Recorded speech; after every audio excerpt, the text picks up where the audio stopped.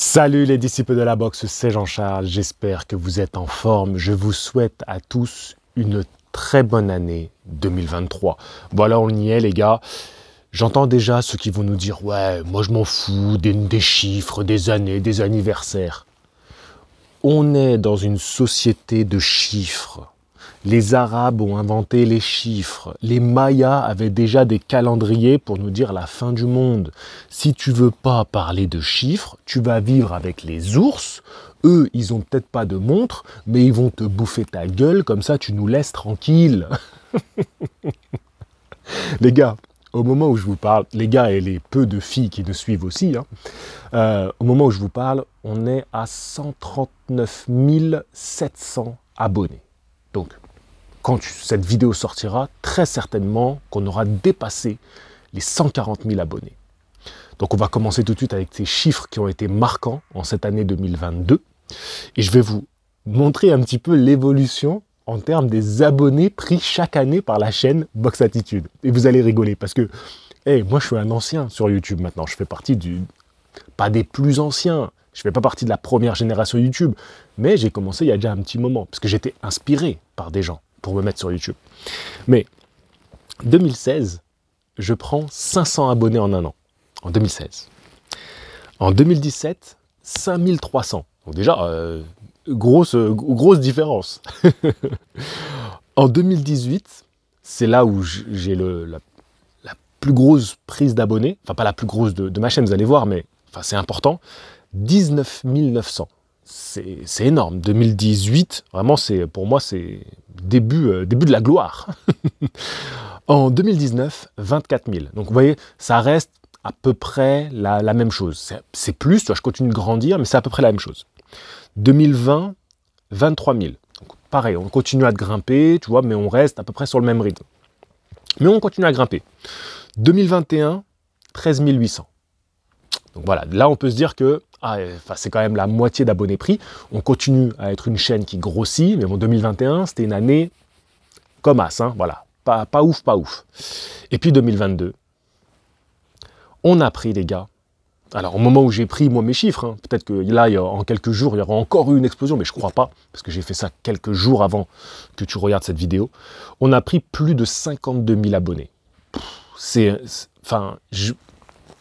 J'en perds mes mots, tellement pour moi, c'était absolument impensable. Et ça s'est fait dans les derniers mois de l'année. Il faudrait que je vérifie exactement, mais ça s'est fait dans les derniers mois de l'année, parce qu'on stagnait jusqu'à octobre, je crois.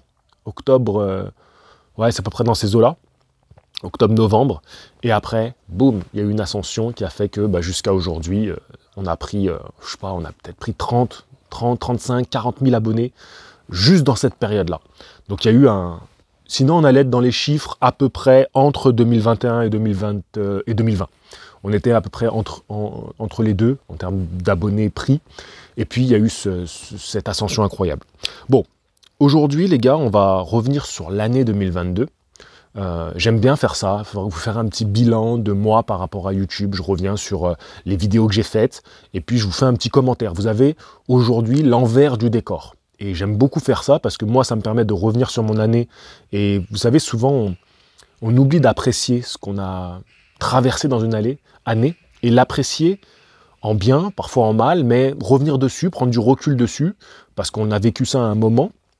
Et puis aujourd'hui, plusieurs mois après, on se dit OK. Puis ça permet de faire un petit bilan et de se dire bon, 2023, on part vers de nouveaux horizons. OK. Donc, c'est un truc que tu peux écouter en mode podcast tranquille. Je pense que tu ne seras pas dérangé au niveau du son. Ici, je suis à la campagne. Donc, à part les corbeaux qui vont passer peut-être de temps en temps au-dessus de moi, peut-être de temps en temps une voiture en bas qui va passer dans le hameau, ou alors les voisins qui vont se mettre à parler, mais vu qu'on est en plein hiver, il y a peu de chances que tu sois perturbé. Donc ça risque d'être plutôt cool à écouter. Et je vais essayer de pas trop bouger pour pas que tu aies les frottements de ma grosse veste. C'était ici pour les anciens de la chaîne, parce que voilà, là on parle des chiffres, de l'évolution de la chaîne. C'était là derrière, dans ces collines derrière que j'ai tourné la vidéo Le physique idéal du boxeur. Ça date. C'est la première grosse vidéo que je faisais sur ma chaîne et je me demandais qu'est-ce que ça va donner. et qui a très bien marché. Ça a été vraiment une vidéo qui a bien marché à ce moment-là. Bien marché pour moi par rapport à mes chiffres, hein, d'accord? On parle pas... Enfin, il faut comparer ce qui est comparable. Et moi, par rapport à mes chiffres, ça a été la première vidéo qui a vraiment bien fonctionné, qui a apporté peut-être la première vague d'abonnés. Sûrement, c'est possible, j'en sais rien. Bref. Voilà, donc les gars, on va retourner en janvier 2022. Qu'est-ce qui se passait en janvier 2022? Je faisais une vidéo qui sortait le premier, j'aime bien sortir une vidéo le premier.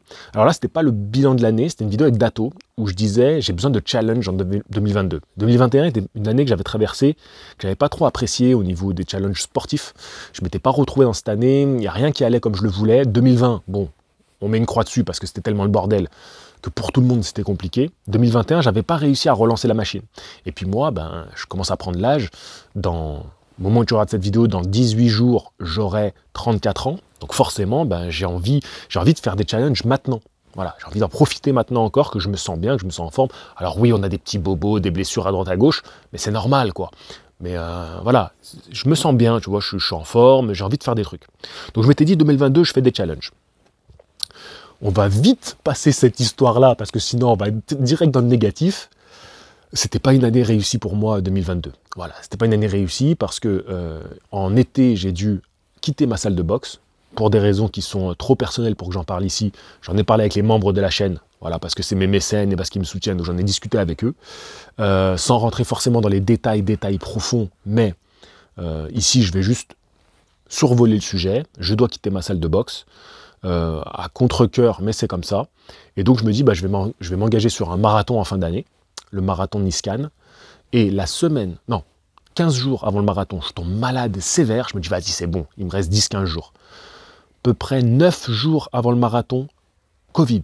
Même pas 9 jours, je crois pile une semaine avant, je testais positif au Covid. 4 jours avant le marathon, intoxication alimentaire, je suis dans mes toilettes à vomir tout, je vomis tout. Donc, si c'est pas des signes, même si tu crois pas aux signes, là c'est des signes. Voilà, là c'est des signes pour te dire, cette année, laisse tomber. Cette année, laisse tomber. Mais là, derrière toi, tu peux pas tout avoir. Tu peux pas avoir 50 000 abonnés en plus et en plus faire le marathon, faire ça. Non, tu peux pas tout avoir. Ça, oublie. Donc, espérons que 2023 sera une meilleure année, mais je vais rien dire. Je vais juste espérer et faire en sorte.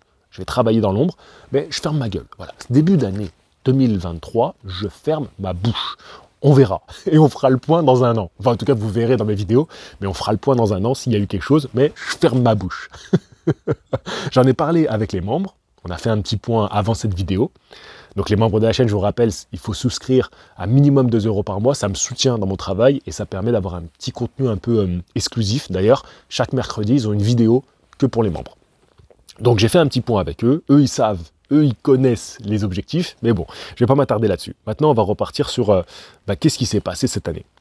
Et ce qui est intéressant, c'est que dès le mois de janvier, l'une des premières vidéos, l'un des premiers sujets Infobox, au début d'année, je faisais encore beaucoup ça, et vous allez voir que par la suite, je vais un peu évoluer, on va en parler de cette évolution, parce que j'ai beaucoup modifié de choses cette année, et je pense que c'est grâce à ça, je sais que c'est grâce à ça, que j'ai eu plus d'abonnés. Parce que je pense que c'est une forme d'intelligence, de savoir se remettre en question. Même si tu es passionné par un truc, même si tu veux absolument faire un truc, eh bien, il faut savoir se remettre en question si tu veux évoluer. Sinon, bah, tu stagnes et du coup, tu n'as pas à te plaindre. Parce que les gens qui se plaignent de ne pas avancer, mais qui ne se remettent jamais en question, allez vous aussi avec les ours. Voilà. Eux, ils ne se remettent pas en question, mais ils vont te bouffer ta gueule. Comme ça, tu nous laisseras tranquille. Je vais la garder, cette expression. Bah, va vivre avec les ours. Bon, première vidéo Infobox de l'année, c'est Tony Yoka pourrait affronter Hrgovic. Et vous allez voir que ça va être important. Mais l'année commence comme ça, commence avec cette vidéo, et il y a un petit engouement. On va continuer. Je sors une vidéo, ah oui, alors parfois je vous dirais, cette vidéo-là, je la mets dans mes vidéos de l'année, voilà, mes vidéos importantes de l'année, et elles seront en lien dans la description. Donc vous allez voir, il y aura peut-être une vingtaine ou une trentaine de vidéos, après vous ferez votre choix. Mais si je peux inciter des personnes, parce que forcément j'ai gagné des abonnés, il y a des gens qui vont me découvrir avec cette vidéo-là, qui est une sorte d'FAQ, tu vois. Parce que l'FAQ, c'est une bonne excuse pour les youtubeurs pour vous parler de ce qu'ils veulent, d'accord? Moi, je vais y aller franco, je vais vous parler de ce que je veux, comme ça au moins c'est clair. On va pas prendre vite fait des questions qui nous arrangent pour dire « Ah, je vais parler de ça ». Ah, vas-y, t'as envie de parler, parle.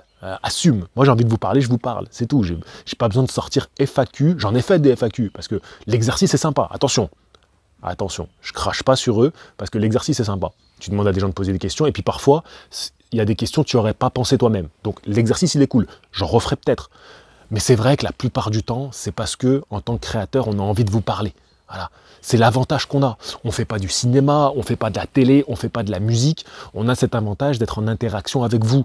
Créateur de contenu sur les réseaux, c'est quelque chose de formidable si tu en fais quelque chose de formidable. Donc voilà. Et moi, j'ai eu la chance de... J'en parlais encore avec mes grands-parents hier. Voilà, j'en parlais avec mes grands-parents. Je leur disais, mais vous vous rendez compte, avec ça, je discute avec des gens. Il y en a, c'est devenu des amis. Voilà, aujourd'hui, j'ai certaines personnes que j'ai rencontrées grâce à YouTube. Ils sont 6-7. Bah, c'est des amis et même des personnes vers qui je vais demander conseil. Et là, en fin d'année, je me suis dit, bah, c'est eux mes chevaliers de la table ronde. Et ils vont se reconnaître s'ils écoutent cette émission, je pense qu'ils vont l'écouter. C'est à eux que j'envoie du coup mes petites questions, mes questionnements, mes réflexions. Et en cette fin d'année, je me suis rendu compte que bah, c'est formidable quand même. Et ça, c'est grâce à cette aventure YouTube. Bien sûr, j'ai aussi rencontré beaucoup de cons, c'est vrai. Et surtout des gens qui mettent en commentaire. Mais en réalité, ils sont tellement infimes par rapport aux messages de soutien, par rapport à la force que je reçois, que je ne vais pas vraiment m'attarder sur ça. Donc, les réseaux, on a cette chance-là, et c'est quelque chose de formidable si on en fait quelque chose de formidable. Donc, on va essayer de faire ça. Donc, les vidéos importantes de mon année, que je vous inviterai du coup pour les nouveaux, à aller jeter un petit œil. Il y a le format décrypton. Donc décrypton, je reviens en images sur un moment. Ça, c'est très risqué parce que je peux me faire casser la gueule par les robots YouTube.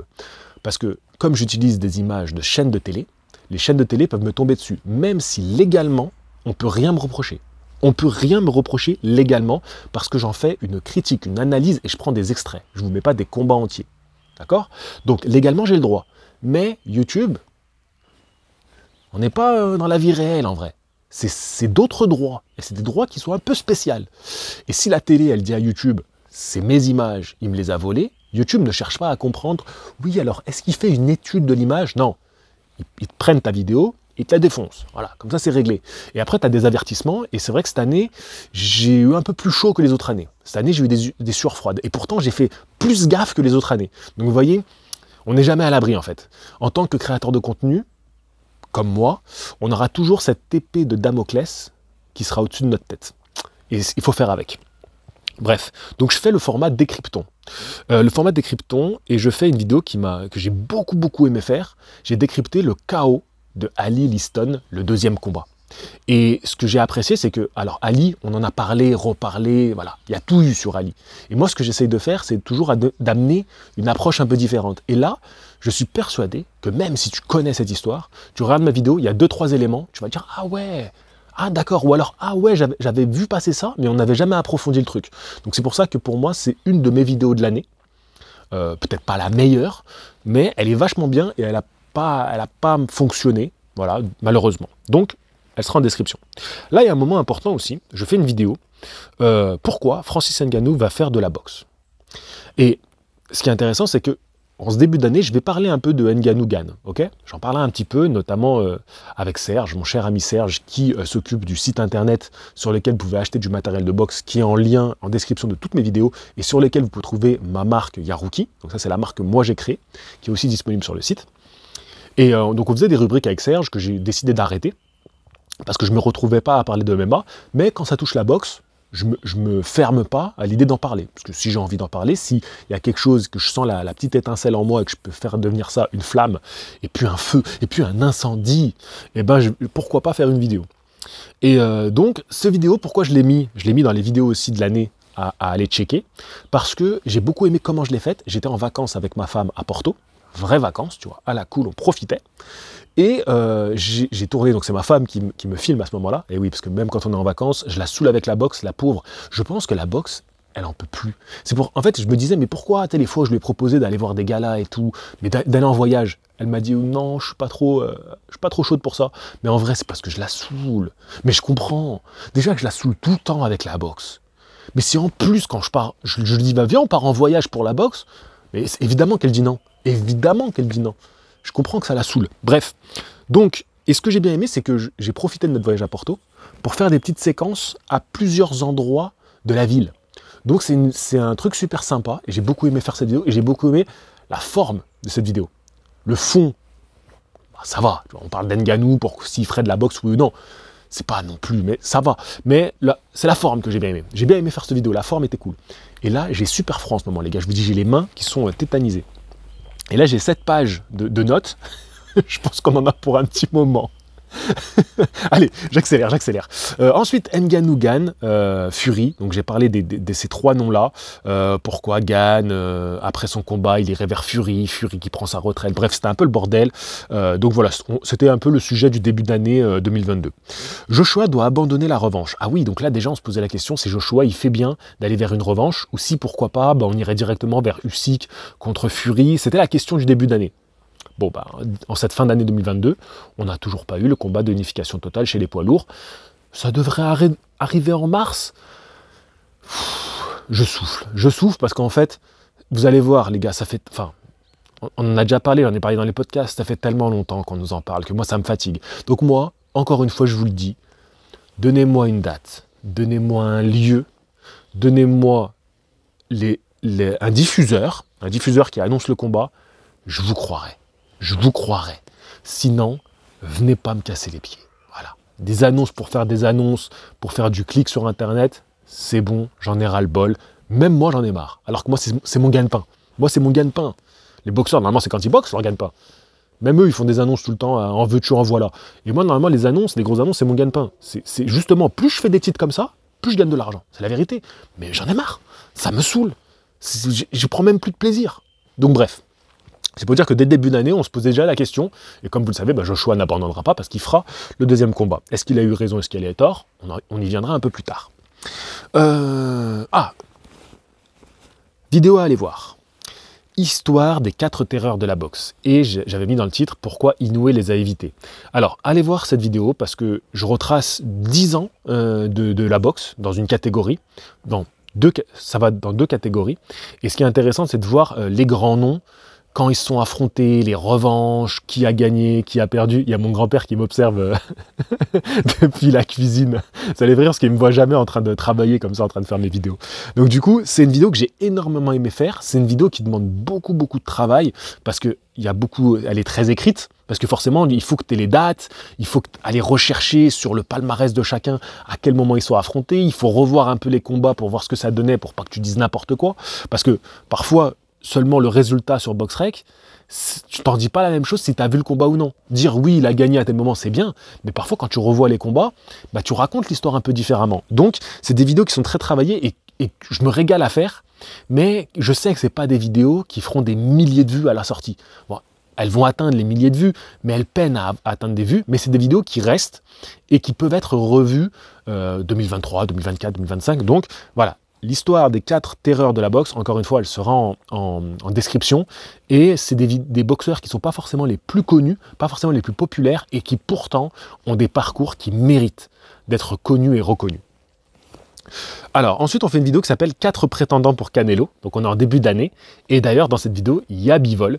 Et vous verrez par la suite qu'on aura, il annoncera Bivol et ensuite la trilogie. Mais ça, on ne savait pas encore. En début d'année, on ne savait pas encore quelle serait l'année de Canelo. Et aujourd'hui, c'est marrant de pouvoir prendre du recul dessus parce que c'était une année laborieuse, très laborieuse pour Canelo. Alors là, je fais une vidéo, je la signale aussi, comment Rocky s'est inspiré de Ali.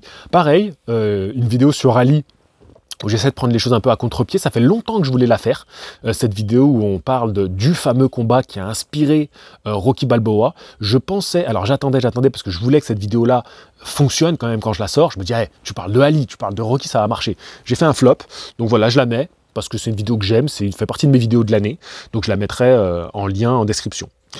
Là, je fais un live, les Awards de la boxe 2021, qui fait 2h45. Alors c'est vrai qu'exceptionnellement, j'ai fait la vidéo en live, Les années précédentes, je le faisais pas. Ça fait déjà 3-4 ans maintenant que je fais les... Non, ça fait beaucoup plus longtemps parce que je crois dès ma première année, je faisais les Oscars de la boxe. Et si vous allez revoir aujourd'hui la vidéo, elle a un peu vieilli. Mais c'est marrant parce que j'envoie du pâté sur Tyson Fury. Ah bah pour ça, j'ai pas changé. Je n'ai pas changé. Mais c'est marrant de voir que moi, j'ai pas retourné ma veste. Si tu vois comment j'en parlais à l'époque de Tyson Fury, aujourd'hui, c'est pas parce que monsieur a gagné des titres que je vais arriver et dire ouais, il est fantastique, il est formidable. Moi, en réalité, mon opinion sur un boxeur, il est le même qu'il soit pas connu, pas célèbre, pas avec des titres, ou qu'il soit champion. En réalité, quand j'ai un coup de cœur sur un champion, par exemple Bivol, j'ai pas attendu que Bivol tape Canelo pour avoir le coup de cœur pour lui. Le coup de cœur, je l'ai eu dès les premiers combats. Donc moi, j'ai un truc particulier. Soit j'ai l'alchimie avec un boxeur, soit je l'ai pas. Après, quand on parle de Tyson Fury, respect. Respect. Aujourd'hui, c'est le boss de la catégorie poids lourd. C'est tout. C'est tout. Après, on parle boxe. Quand on parle boxe, on n'est pas là pour faire du sentiment. On parle boxe. Et ça, c'est le problème que j'ai avec souvent les personnes qui commentent, c'est qu'ils ne comprennent pas quand je dis je suis supporter d'un boxeur, et après je vais défendre le boxeur en vidéo. Et en fait, ils pètent les plombs. Il y en a qui pètent les plombs. Parce que dans leur tête, c'est soit tu es fan d'un boxeur, et donc t'en dis que du bien, soit tu le détestes et t'en dis que du mal. Et moi, je comprends pas cette mentalité. Moi, je suis un fan de boxe. Donc quand la boxe est bonne... Putain, mais c'était quoi cet animal-là? Je pense qu'il m'avait pas vu. Il a flippé quand il m'a vu. C'était un oiseau, hein, vous inquiétez pas, c'était pas un ours. La rébellion des ours. Et donc, le truc, c'est que moi, je suis fan de boxe. Donc quand Tyson Fury fait un combat incroyable contre Wilder, j'ai beau être supporter de Wilder à la mort, Fury a massacré Wilder dans le deuxième combat. Et c'est un combat que je revois. Je m'en fous d'être supporter de Wilder.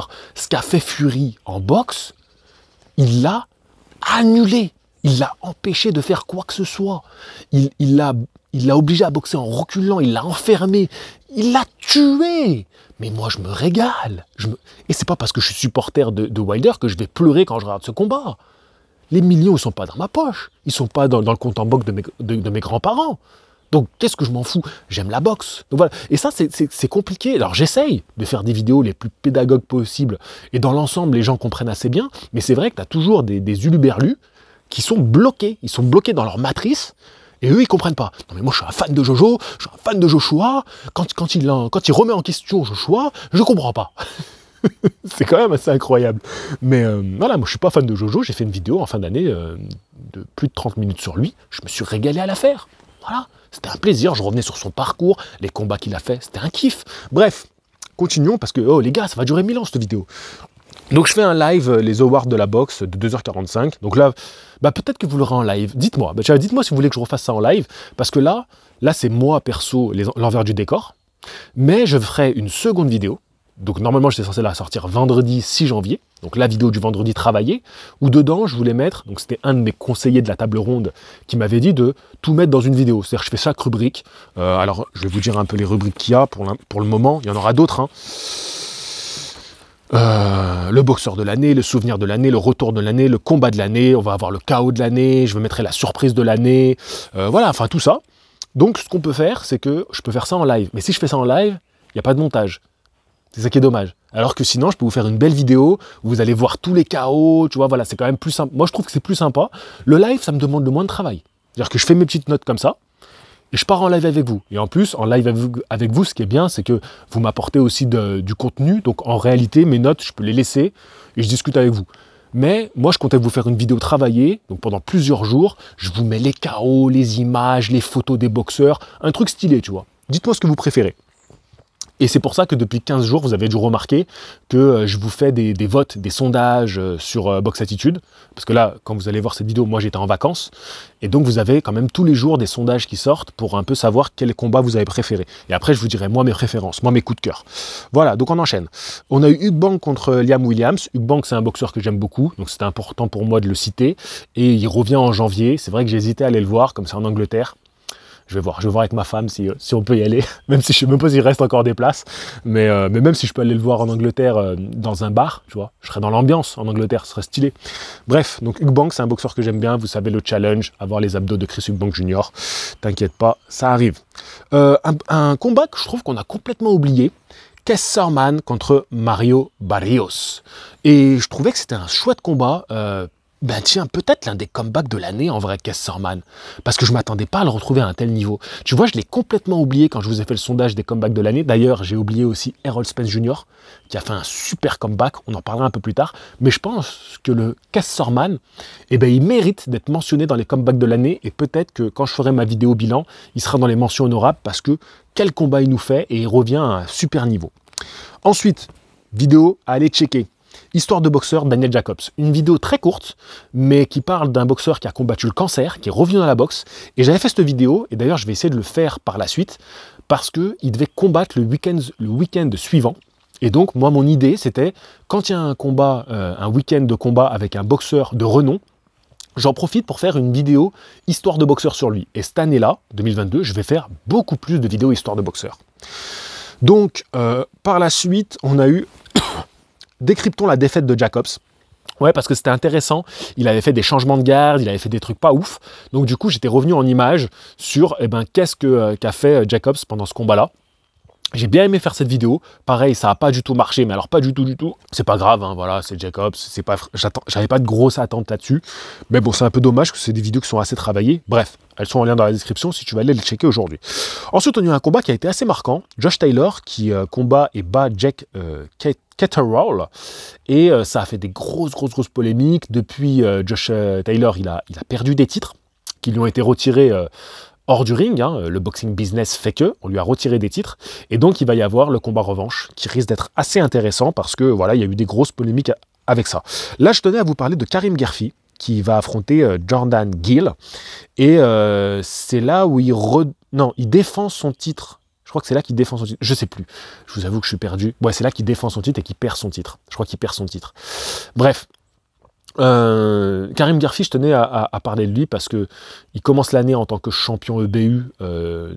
C'est la deuxième fois qu'il devient champion EBU, enfin dans une nouvelle catégorie.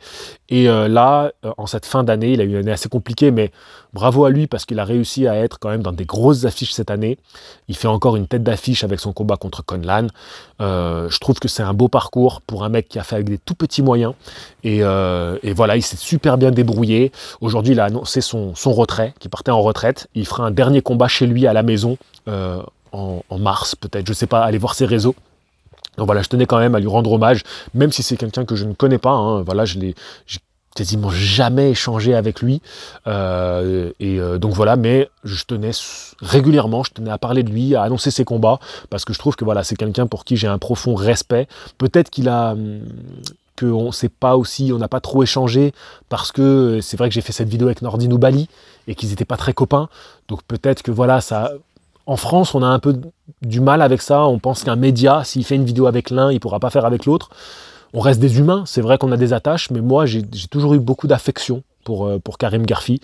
Et donc, c'est pour ça que je tenais à lui rendre un petit hommage, parce que je pense que si moi, je ne le fais pas, je ne pense pas qu'une télé ou qu'un gros papier français le fera. Voilà, je dis ça, je dis rien. Je leur envoie une petite crotte de nez. Non, je leur envoie une pierre en fait. Je leur envoie une pierre à tous ces bâtards parce que qu'est-ce que ça vous coûte de faire un petit sujet sur Karim Gerfi qui a un très beau palmarès français et donc qui mérite quand même un petit peu plus d'hommage. Donc tous les gros médias privés français, voilà, prenez cette pierre dans la gueule. On continue. Ensuite, qu'est-ce que je... Ah, petite vidéo à signaler. Histoire de boxeur sur Dimitri Bivol. Alors oui, alors là, ça a été clairement un tournant pour moi. Comme il y a le combat de Bivol qui arrive contre Canelo. Il a été annoncé et tout, patati patata. Je me dis, il y a peu de gens qui connaissent Bivol. Et moi, Bivol, je l'aime beaucoup. Et là, je fais ce titre, qui est Dimitri Bivol. Et ce qui est génial, c'est que je suis dans une période où ma chaîne fait très peu de vues. Voilà, si je fais 3000 vues, je suis content. Si je fais 10 000 vues, je sors le champagne. Donc, je suis vraiment dans un début d'année, c'est plat de ouf. Après, je me dis, bon, il n'y a pas trop de boxe et tout, vas-y, c'est pas grave. Et là, c'est la vidéo qui relance un petit peu l'algorithme, ça veut rien dire, mais qui relance un petit peu l'audience de la chaîne. Pour cette vidéo, hein, ça a été un petit coup d'éclat. Parce que même en réalité, même Bivol Canelo, le combat, les vidéos réactions ne feront pas tant de vues que ça. Mais c'est une vidéo qui marche bien, qui touche un peu plus d'audience. Et je suis très content parce que je me dis, tiens, c'est sympa de dire qui est tel boxeur quand on parle de lui. parce que je me dis, ben, pour ceux qui connaissent, c'est toujours une petite piqûre de rappel, tu te poses devant, t'es content, parce que c'est des bons boxeurs. Et pour ceux qui arrivent un peu, et ils se disent, ah bah tiens, en ce moment on parle de lui, d'accord, on m'a dit que c'était le champion, il a fait un beau combat, mais je sais pas vraiment qui c'est. Et ben hop, t'as cette vidéo qui dit, mais qui est tel boxeur? Mais c'est pas merveilleux, mais voilà, heureusement qu'on est là. Donc je suis très content de faire ça, et donc ça c'est en mars, hein. On est déjà en mars, ok. Et donc je suis très content de faire ça. Donc là, voilà, on est en mars, donc ça fait 2 mois que la chaîne, c'est pas ouf. Ah oui, là je sors une vidéo sur le bashing russe, évidemment, Bivol qui va faire son combat contre Canelo, c'est la guerre et tout. J'avais envie d'en parler, je trouvais que ici on parle de sport, on parle pas de politique, de guerre et tout, et donc ça me faisait chier que ça prenne un peu le pas sur nos discussions. Après forcément on est touché, parce que tout le monde est touché, en vrai, tout le monde est touché. Et puis nous, particulièrement dans la boxe, parce que bah, on a quand même le champion du monde ukrainien, enfin c'est quelque chose. Et puis on a des boxeurs, et puis la boxe, les Russes, ils sont bons. La Russie, ça a toujours été une terre de boxeurs. L'un des plus grands noms que je connaisse, Dato Boxing. Illustre boxeur russe. Bisous à mon poteau Dato. Donc voilà, donc j'avais envie de faire une petite vidéo là-dessus. Je pense que vous avez remarqué, cette année, j'ai fait un peu moins d'écart par rapport au contenu box, et je me suis même recentré, parce que ça m'arrivait souvent de faire des sujets un peu à droite, à gauche, mais quand j'aurais envie d'en faire un, j'en ferai un. Là, je parle du bashing des sportifs russes, j'ai envie de le faire, je le fais. J'avais parlé aussi du conflit entre... Amitié sur YouTube, je crois que c'est cette année, quand Cyprien il a parlé de Squeezie. Si j'ai envie de le faire, je le fais. Je reste un YouTuber, un créateur de contenu, j'ai une liberté, donc si j'ai envie de faire un contenu, je le ferai. Vous ne le regardez pas si ça ne vous intéresse pas, point barre. Donc voilà, mais là je trouvais que c'était important, surtout parce que dans la boxe, on était quand même touchés. Ensuite, on a eu Roman Gonzalez qui affronte Julio César Martinez. J'allais le mettre dans les performances de l'année. Je sais pas ce que vous en pensez, parce que c'est vrai que c'était une performance, mais pourquoi je ne l'ai pas mis dans mon choix des 5 performances de l'année? Normalement, bah, elle est sortie hier.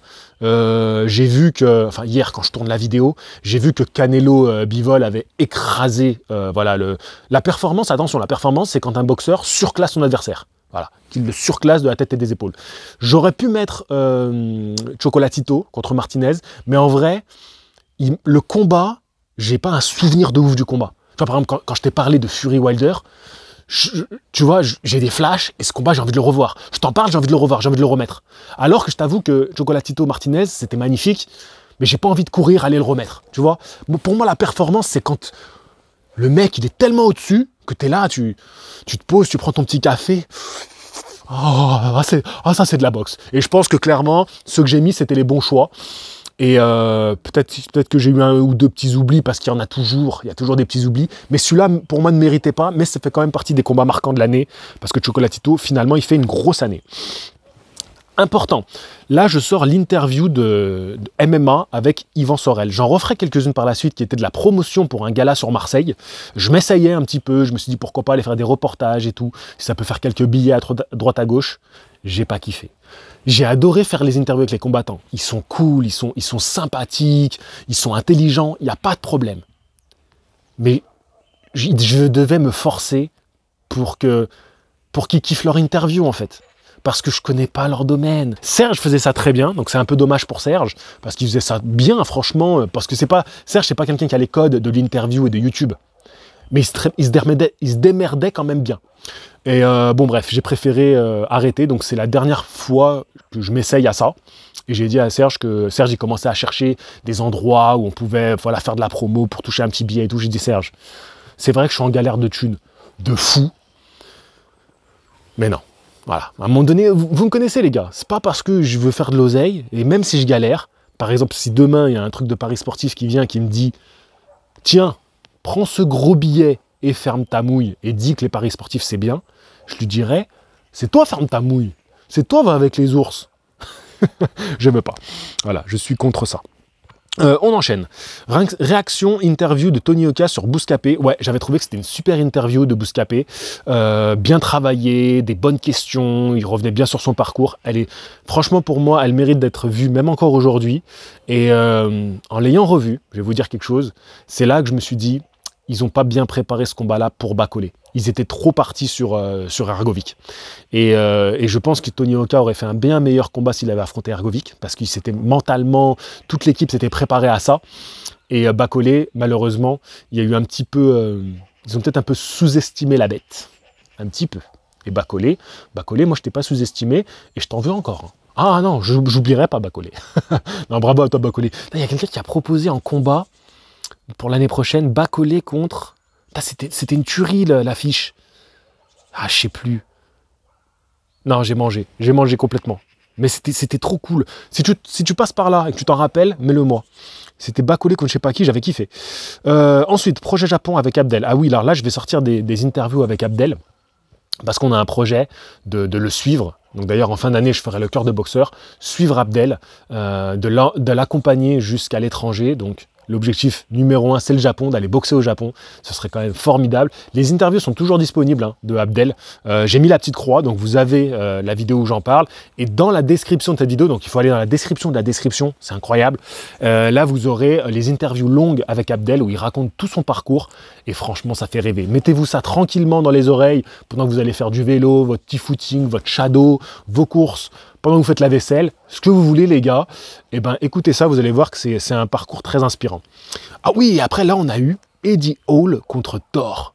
Or ça c'était quelque chose. Les deux powerlifters, je sais jamais les termes, strongman, je sais pas, ils font tout, bref, des hommes puissants quoi. Et ils ont fait un combat de boxe qui était pas dégueu, j'ai bien aimé, j'ai regardé ça, j'étais en ce moment-là en stage à New York, stage de boxe avec Boxing Culture. D'ailleurs le prochain date annoncée c'est en juin. Je serai présent, c'est là que j'ai acheté mon bonnet Top Rank. Donc peut-être qu'on aura l'occasion de revoir un beau combat là-bas. Je crois que mon grand-père il faisait le zouave pour me perturber. Et ouais, on est des rigolos dans la famille. Et qui je voulais dire non, ouais, donc on était en stage là-bas, c'était quelque chose de fantastique, et donc il y avait ça. Et d'ailleurs, je fais la vidéo débrief de ce combat-là devant le Madison Square Garden. Donc c'était quand même quelque chose de fantastique de vivre ça.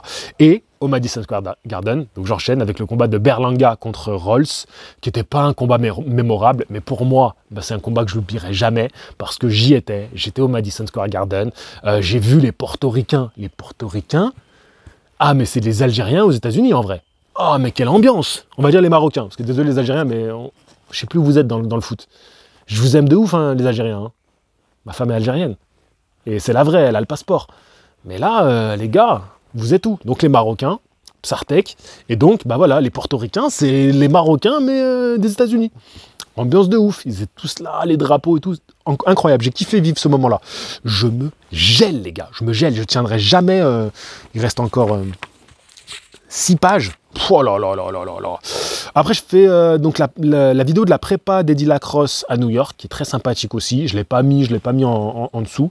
Mais voilà, pendant ce stage, j'ai aussi eu la chance d'avoir un boxeur pro qui a profité de ce stage à New York pour faire sa préparation, d'être avec nous. Et c'était une belle expérience pour tout le groupe.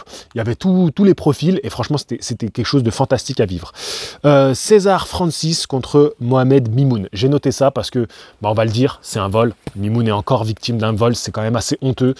Pareil, j'ai pas vu beaucoup de gros médias se bousculer au portillon pour soutenir Mohamed Mimoun, et pourtant Mohamed Mimoun qui se fait encore voler à l'étranger. Je fais un feat avec Marvel Fitness, je l'ai noté parce que voilà, c'est un personnage que j'aime bien. Là, on est dans l'envers du décor, donc c'est un feat qui m'a fait plaisir, voilà, et j'ai bien rigolé.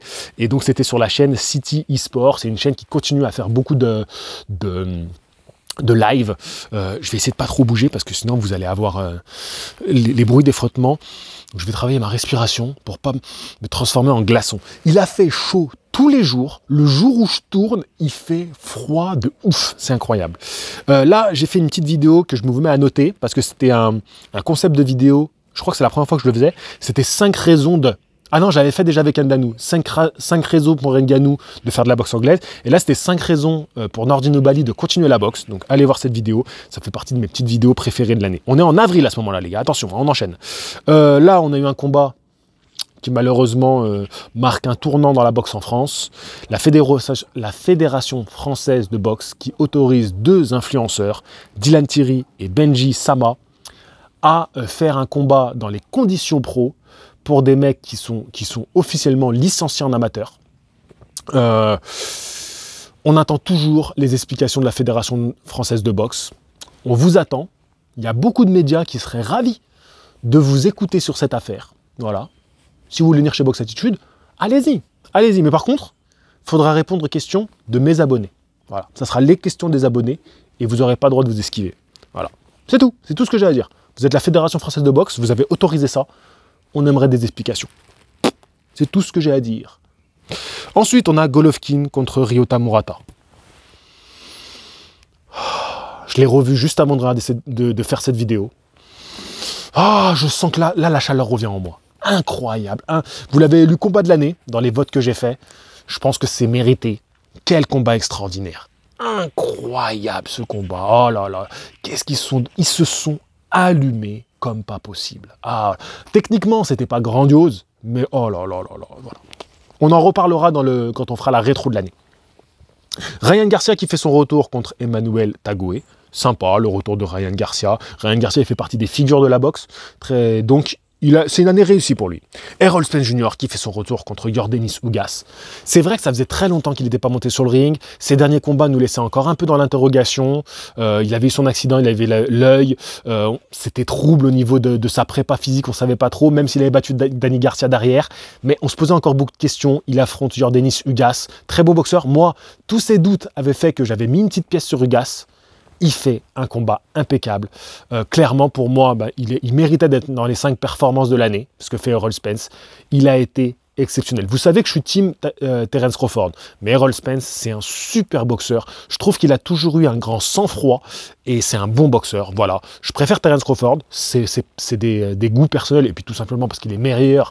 Il est meilleur et parce qu'il va tabasser Errol Spence. Mais c'est un super combat et j'ai trouvé Errol Spence Jr. très impressionnant. Malheureusement, on n'a pas pu voir toutes les qualités d'un Ugas dans ce combat-là parce que il s'est fait écraser par Errol Spence parce qu'il est très très bon Errol Spence. Donc voilà, clairement l'un des comebacks de l'année, Errol Spence Jr. Spence versus Crawford, possible en 2022. Ah oui, je fais une vidéo qui s'intitule comme ça, voilà. Bon, clairement, aujourd'hui, je suis saoulé, je vous le dis. Ça, c'est la déception de l'année. Clairement, la déception de l'année, c'est ça. C'est ces combats qu'on nous a promis depuis des années, qui se font toujours pas. 2022, ouais, c'est bon, la boxe reprend, tout va bien, on va les faire. Mon cul. On nous a tout mis dans l'os. Floyd Mayweather à Dubaï versus un ancien sparring. Alors, Floyd Mayweather, cette année, avec ses combats d'exhibition, il nous a donné à boire et à manger. On a eu des combats sympas, des combats affreux, des combats... mais qu'est-ce qu'il nous fait? Donc bon, voilà, t'en as pour tous les goûts. Le problème, c'est que aujourd'hui, on est un peu tous perdus, notamment le public boxe, et ça nous divise, parce que en vrai, ces combats d'exhibition sont... J'en parlais justement avec mon père, là, il y a encore quelques jours, on débattait de ça, parce que mon père, ça le saoule, évidemment, moi, ça me saoule pareil, mais ça fait... Si j'en parle pas, on va vous dire de la merde dessus, donc il faut bien que j'en parle, et parce que même si j'évite le sujet, ça va venir. Aujourd'hui, on a une chaîne de boxe qui touche plus de 100 000 personnes qui sont abonnées. Ben forcément qu'on va nous en parler dans ces 100 000 personnes. Donc, il faut traiter les sujets. À un moment donné, il faut être pro, il faut traiter les sujets. Donc, il faut dire ce qu'on en pense. Il faut dire ce que c'est, ce que ça vaut. Et en vrai, c'est entre la boxe et le catch. C'est un entre-deux. C'est entre la boxe et le catch. Ça reste du catch parce que c'est du pur divertissement.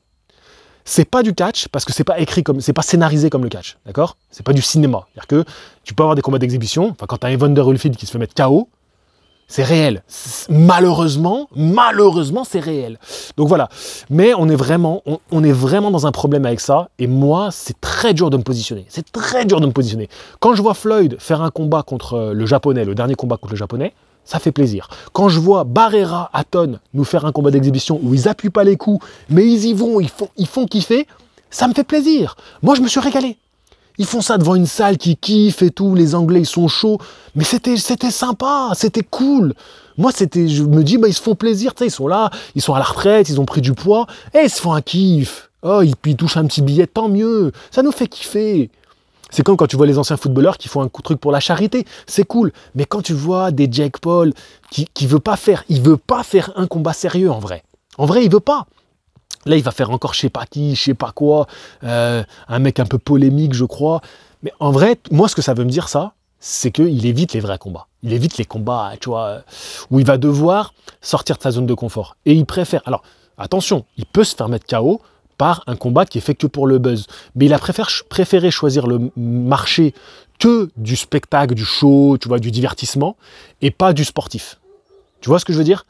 Et ça, c'est un peu dommage, parce que, en vrai, moi, ma question depuis le début, c'est qu'est-ce qu'on peut faire d'un Jake Paul? est-ce qu'on peut créer un sportif d'un certain niveau? Moi, c'est ça, c'était toujours ça ma question. Donc, c'est vrai que je suis presque un peu déçu de le voir partir vers le côté que divertissement. Après, moi, du coup, s'il fait que ça, je pourrais y aller dans mes vidéos, je pourrais l'allumer sévère, parce que j'aurais pas besoin d'avoir cette objectivité si on parle de sport. Tu vois, quand Asim Rahman, Tommy Fury, attention, là, il faut qu'on discute, il faut qu'on parle de sport, parce que c'est sérieux, là. Mais quand il fait du pur divertissement, qu'est-ce qu'on s'en bat les reins, en vrai, qu'il perde ou qu'il gagne, on s'en bat les reins, c'est du pur divertissement. Bref, on enchaîne, mais c'était important parce que ça fait partie des moments marquants de l'année.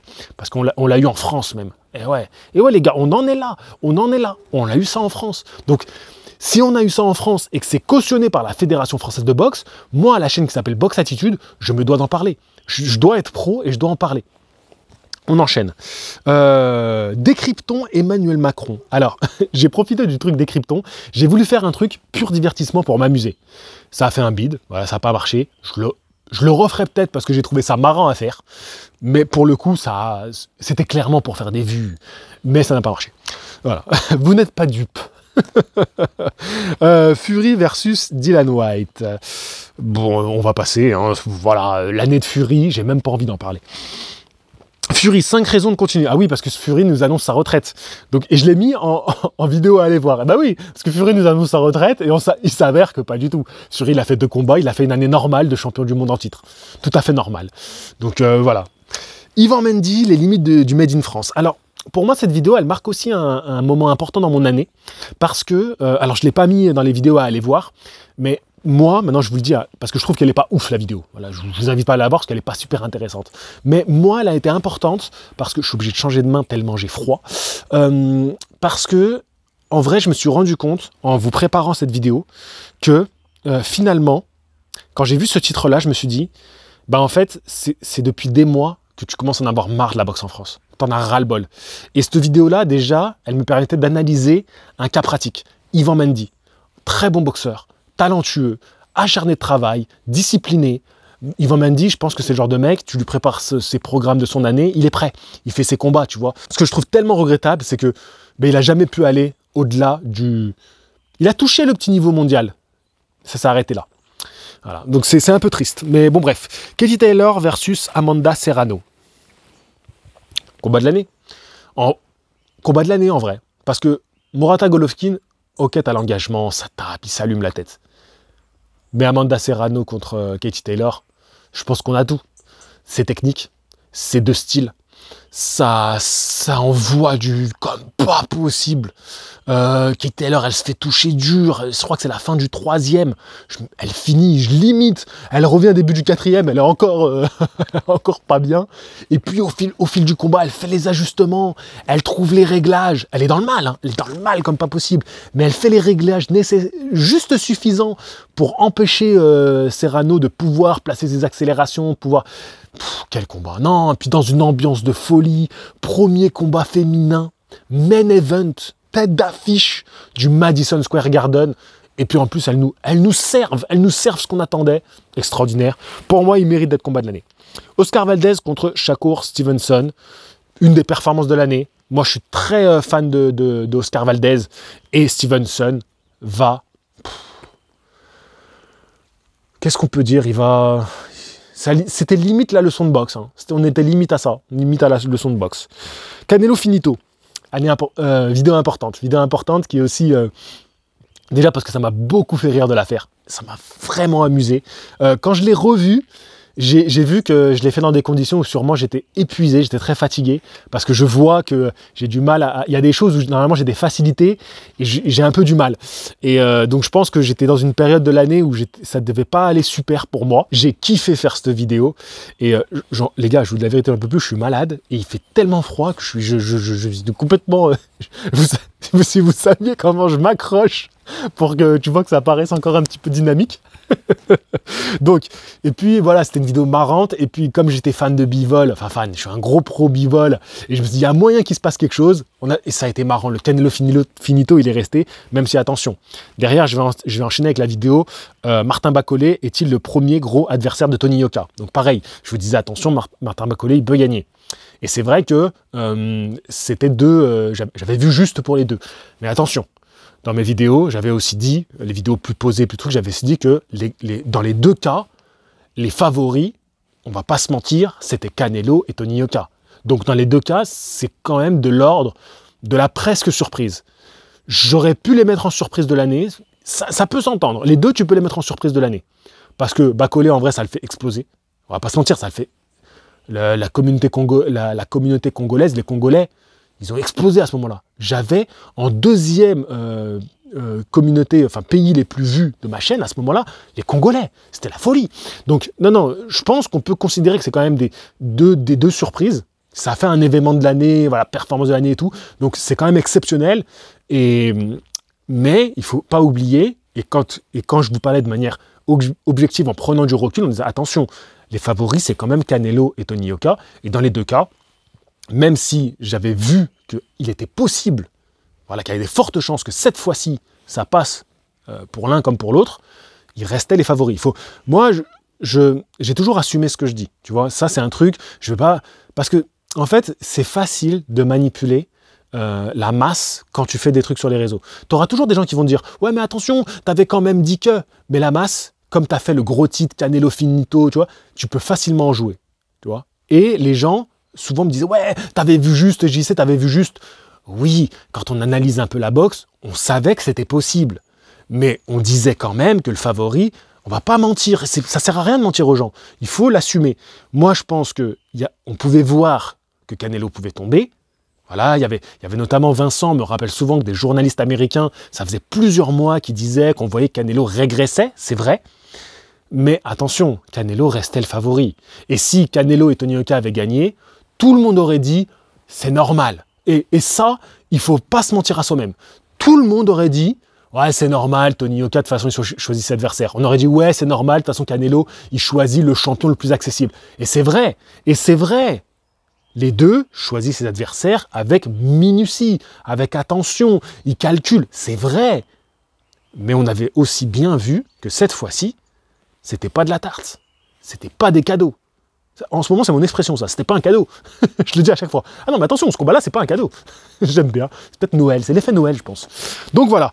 Je tenais à revenir sur ça, prendre le temps d'être tout à fait sincère et transparent avec vous, vous disant attention, à ce moment-là, je pensais quand même, et je l'assume aujourd'hui, que Canelo était favori et que Tony Yoka était favorisé. Donc, d'autant plus explosion de frustration d'un côté et de joie de l'autre. C'est vrai. J'ai eu les deux. Voilà, moi j'ai eu les deux émotions. Incroyable transformation de Floyd Mayweather. Alors oui, je vais vous en mettre plusieurs. En fait, j'ai une playlist, les transformations physiques de boxeurs. En fait, ça avait très bien marché quand j'avais fait celle de Mike Tyson. Mais je pense que ça avait bien marché parce que c'était Mike Tyson. Et j'ai refait avec d'autres boxeurs. Floyd Mayweather, Manny Pacquiao. Je trouvais que c'était pertinent parce que c'est des boxeurs qui ont évolué sur plein de catégories. Donc c'est super intéressant de remettre à chaque fois à tel âge, il était à tel poids, regardez comment il était, est-ce qu'on estime que c'est là son prime? Tu vois, j'aimais bien, ça n'a pas marché, elles n'ont pas marché. Toutes celles que j'ai faites, elles n'ont pas marché. Alors est-ce que je continue ce concept ou est-ce que je laisse tomber? N'hésitez pas à aller voir, si vous ne l'avez pas vu, tu vas cliquer sur la playlist transformation physique, de toute façon là tu auras celle de Floyd Mayweather qui est en description de cette vidéo, et tu vas me dire ce que tu en penses, si tu trouves ça pertinent de continuer ou est-ce que je laisse complètement tomber. Moi j'avoue que j'aime bien le faire. Mais si tu me dis, laisse tomber JC, en vrai, on s'en cogne. On l'a regardé parce que c'était toi, et parce que voilà, vas-y, tu l'as bien fait, ça reste Floyd Mayweather, Pacquiao, c'est des noms, on aime bien. Mais vas-y, arrête, fais-nous autre chose, histoire de boxeur, c'est très bien, je me contenterai de ça. Et après, c'est vrai que je peux faire plein de choses autour de Mayweather et Pacquiao, rien que des décryptons un combat, mais avec eux, mais il y a des dingueries à analyser, il y a des dingueries, ils sont tellement incroyables. Bref, j'enchaîne. Tony Yoka versus Martin Bacolé. Allez, vas-y, je passe. Non, je passe pas. Je passe pas parce que c'est les temps forts de mon année. Ça m'a beaucoup remis en question sur justement mon lien avec la boxe en France. Voilà, très clairement, aujourd'hui, je te le dis sincèrement. Voilà, je pense que l'année prochaine, je vais presque plus parler des boxeurs français. Je te dis ça, mais je me connais. Je vais quand même encore inviter des boxeurs à faire des interviews. Je vais quand même, quand il y aura un gros combat, je vais vous en parler. Mais en vrai, si j'écoutais mon orgueil, je ne parlerai plus. Parce que tu fais des efforts, tu parles d'événements, tu te donnes, tu n'as rien en retour. Rien, mais zéro. Voilà, on va se dire les termes, zéro. Aucun soutien de personne. Tu te fais démonter par les autres médias parce qu'ils sont jaloux. Voilà. Il n'y a aucun soutien entre les médias. Zéro. Les boxeurs, parce que tu as invité lui ou lui, pensent que tu es copain de lui ou lui, et même si c'était vrai, donc tu deviens leur ennemi. Et les promoteurs, c'est tous des menteurs, de ce que j'en ai vu, qui, au lieu de profiter qu'on fait de la visibilité pour être copain-copain, c'est donnant-donnant, ils préfèrent aller dealer avec les grosses chaînes de télé françaises et nous cracher dessus. Voilà. Les médias indépendants, je parle des médias indépendants, nous cracher dessus. Donc, c'est vrai que j'arrive à un moment où je me dis, mais j'ai jamais craché sur personne en vidéo. J'ai jamais dit du mal de personne. Et pourtant, crois-moi que quand tu es un média comme le mien, il y a des choses qui viennent à tes oreilles. Il y a des choses que tu sais, il y a des choses que tu as vues, il y a des choses que tu as vues de tes propres yeux. Je suis pas là pour laver le linge sale en public, d'accord? Moi, si j'ai des choses à dire aux personnes, ça se fait en privé. Tu me verras jamais descendre quelqu'un en particulier. Mais c'est vrai que, d'un moment, je me dis, mais pourquoi je me prends la tête? Quand je fais des vidéos sur les Américains, sur les Mexicains, les Russes, les Japonais, je fais plus de vues. Non, mais c'est vrai. Pourquoi tu veux que je me prenne la tête? En vrai, qu'est-ce que je m'en bats les reins? Je le fais parce que ça me tient à cœur. Parce que vraiment, sincèrement, ça me fait plaisir. Je le fais pour ça. Hein. Ça me rapporte pas d'oseille. Soyez-en certains. Le seul qui fait du chiffre, c'est Tony Yoka. Mais c'est que Tony Yoka, c'est pas ce qu'il y a autour, c'est pas la France. Hein. C'est pas la France. Et parfois, ça fait de l'audience pour les mauvaises raisons. Non, allez, soyons pas mauvais. On s'en fout des frustrés, vas-y, on les laisse de côté. Mais donc voilà, bref. Quand Tony Yoka tombe et que je vois le plaisir que ça fait à certains, partout, hein, les médias, ça leur faisait du papier. Ah, ça leur a fait... Faire du papier, c'est une expression, hein, voilà, parce que maintenant, ça marche plus sur le papier. Mais ça fait des articles. Ah, tu vas pouvoir faire du clic. Ah, tu vas pouvoir faire de l'audience. Ah, t'es content, là. Ils se sont réjouis de sa défaite. Les gens qui attendaient que ça pour pouvoir enfin avoir quelque chose à dire. Parce que tant qu'il gagnait, les gens qui le critiquaient, je vous l'ai toujours dit, ces gens-là ne me parlent pas de boxe. Ils parlent de « Ouais, mais il parle mal. Ouais, mais j'aime pas sa gueule. Ouais, mais j'aime pas ça. » Mais parle-moi boxe, parle-moi boxe. Ouais, mais ses adversaires, gna gna gna. Mais tu sais même pas, t'es même pas allé voir la fiche de ses adversaires. Tu sais pas en fait. Tu dis parce que tu répètes bêtement, parce que t'es bête. Voilà. Andy Ruiz, les gens auraient dit la même chose si il s'est fait taper par Joshua. On aurait dit ouais, mais il est nul. Mais il a tapé Joshua. Donc là, Andy Ruiz, on le respecte. Tu vois, les gens ils jugent à la couverture. Mais bon, bref, on n'est pas là pour parler de ça. Donc moi, en fait, c'est les conséquences à la chute de Tony Yoka, ça m'a fait un dégoût de la boxe en France, du public, de tout en fait, de tout. Ça m'a fait un dégoût. Et vraiment, j'ai presque envie aujourd'hui de me concentrer que sur... Bon, en tout cas, ce qui est clair, c'est que j'irai plus dans leurs trucs. Ils peuvent m'inviter, j'irai plus au bord du ring, faire des reportages. J'irai que pour des boxeurs où je fais des trucs total indépendants, comme j'ai fait avec Abdel. Total indépendant, c'est nous, pour nous, par nous. C'est nous, c'est-à-dire que c'est nous qui on fait tout seul. C'est pour nous, c'est-à-dire que c'est pour le public boxe en France, c'est-à-dire qu'on fait ça pour aucun média, aucune télé, parce qu'il n'y avait pas de télé. Et c'est par nous, parce que c'est les financements des abonnés qui ont permis de faire ça. C'est les abonnés qui m'ont permis d'y aller. J'avais pas l'argent d'y aller. J'avais pas un euro pour le faire. Et c'est tout le financement des abonnés qui m'ont permis de faire ça. Donc c'est pour nous, par nous, et voilà. Ça regarde que nous. C'est nous, chez nous. Voilà, et on kiffe. On est complètement indépendant.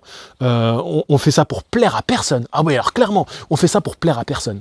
Donc, si je vais à des gros galas, j'irai dans les tribunes, je regarderai tranquille. Voilà. C'est tout. J'irai pas là, jouer leur jeu.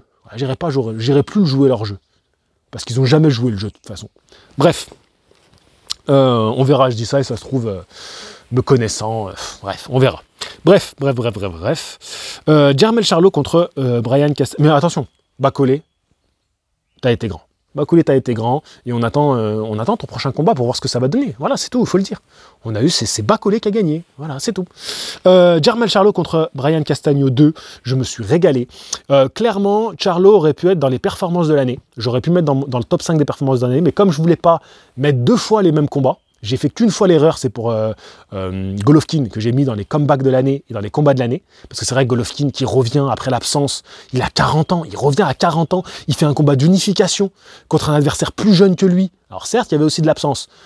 Et le combat qu'il fait, non, c'est un truc de fou. Donc pour moi, il mérite d'être dans les comebacks et combats de l'année, c'était difficile. Mais en vrai, si jamais parce qu'il y a c'est vrai qu'il y a aussi... Mais bon, pareil, du coup, Spence, je l'avais aussi mis 2 fois, parce que j'aurais mis Spence à la place de Golovkin, peut-être. Mais c'est difficile de ne pas mettre Golovkin dans les retours de l'année, parce que c'est impressionnant. Ouais, la vie est compliquée, les gars. La vie est compliquée, faut le dire. Bref, en tout cas, Charlo Castagno, il fait une performance incroyable, ça fait partie des combats marquants de l'année. Charlo fait partie des boxeurs de cette année, même s'il n'a qu'un combat, voilà. C'est une réalité.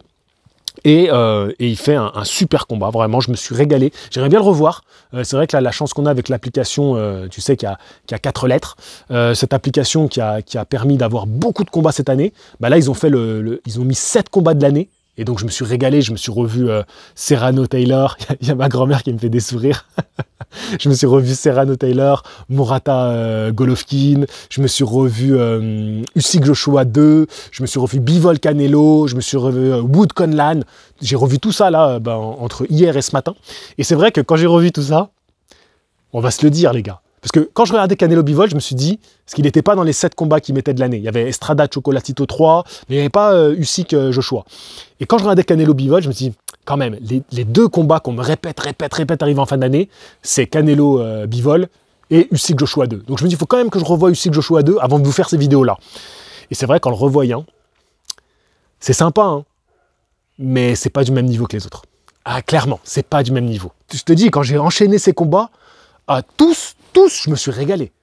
Régalé.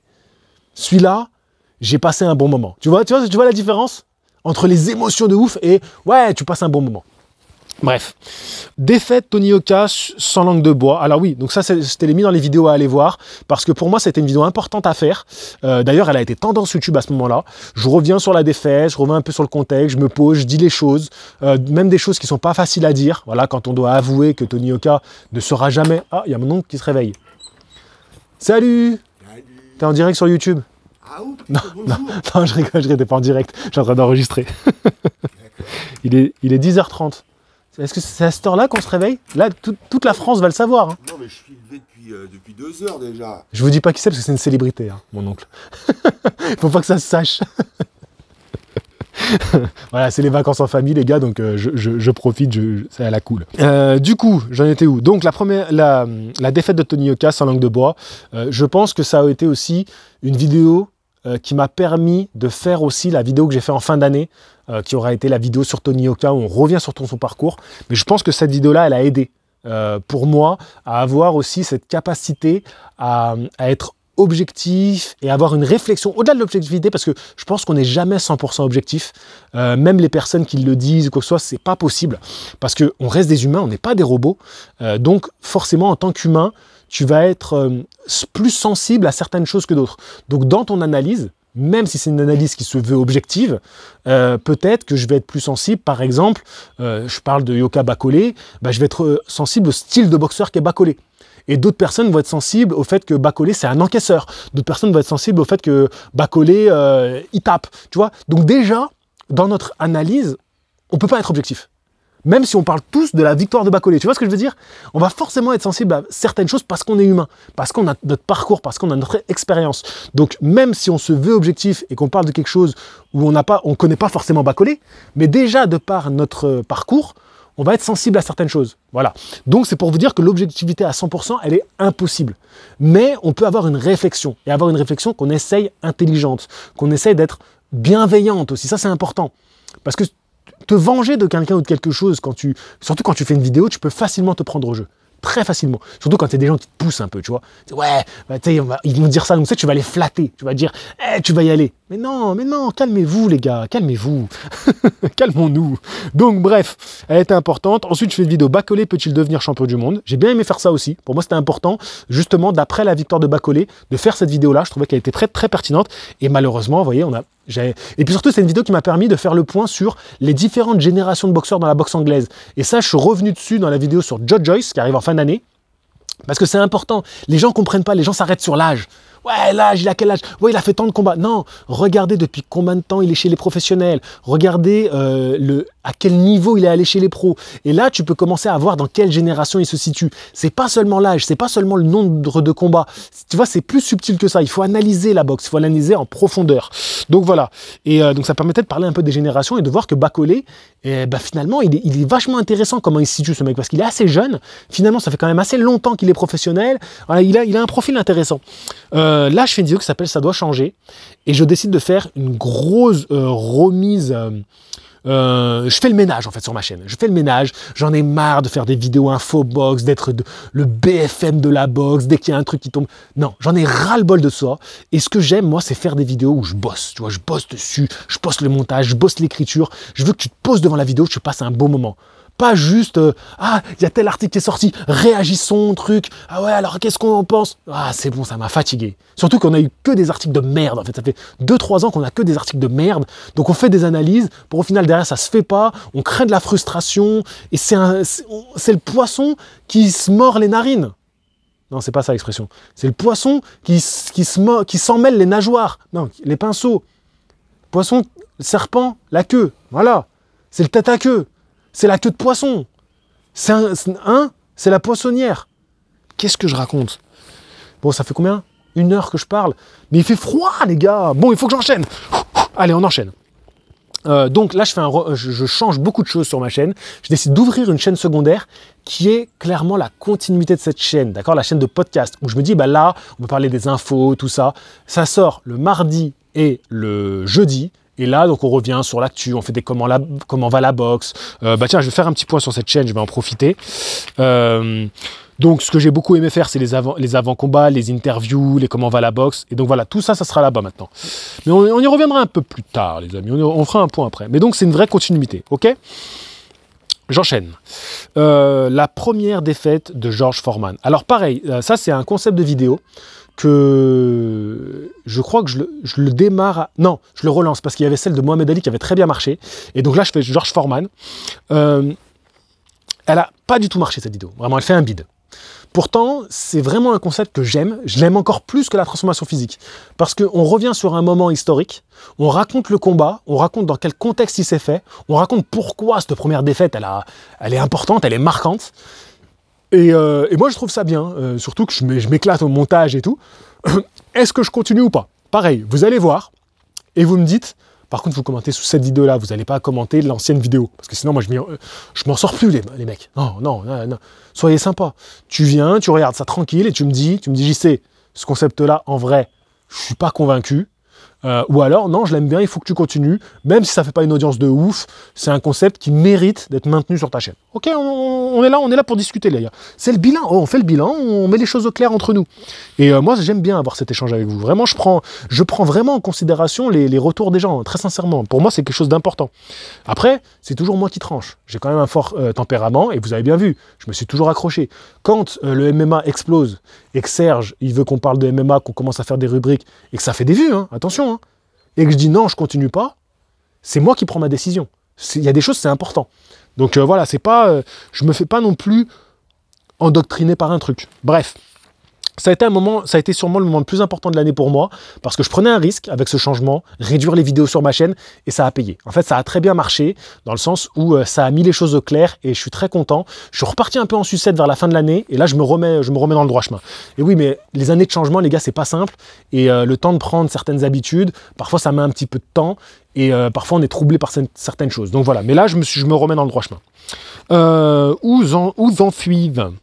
Donc la première défaite de George Foreman, dites-moi ce que vous en pensez. Gervonta Davis contre Rolando Romero. Ah je vais le mettre dans les combats de l'année. Tiens, tu vois, c'est bien que je fasse ça parce que ça me rappelle. Je vais le rajouter dans les combats, dans les KO de l'année. Pas les combats, les KO de l'année. Je trouve que c'est un très beau KO, mais c'est vrai que dans l'ensemble, je reste déçu de l'année de Gervonta Davis, qui pour moi fait partie des stars de la boxe. Et il y a un petit regret là. C'est pas une année extraordinaire.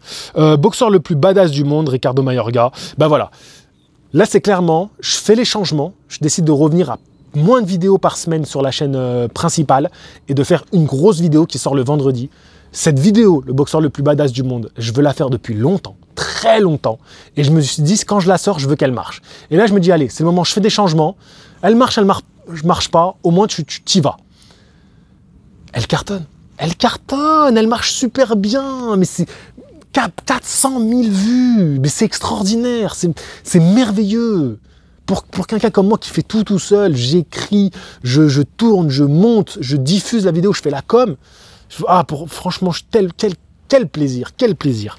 Donc vraiment, ça m'a fait plaisir et puis ça m'a dit, allez, il faut y aller. Combo Sauce versus Devin Haney, qu'on aurait pu mettre dans les performances de l'année de Devin Haney. Devin Haney fait quand même partie des combattants marquants de l'année, avec sa réunification, il prend toutes les ceintures à Combo Sauce, il confirme derrière.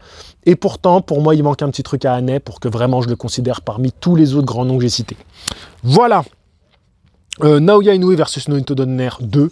Naoya Inoue qui fait l'une des performances de l'année, qui va complètement démolir Donner.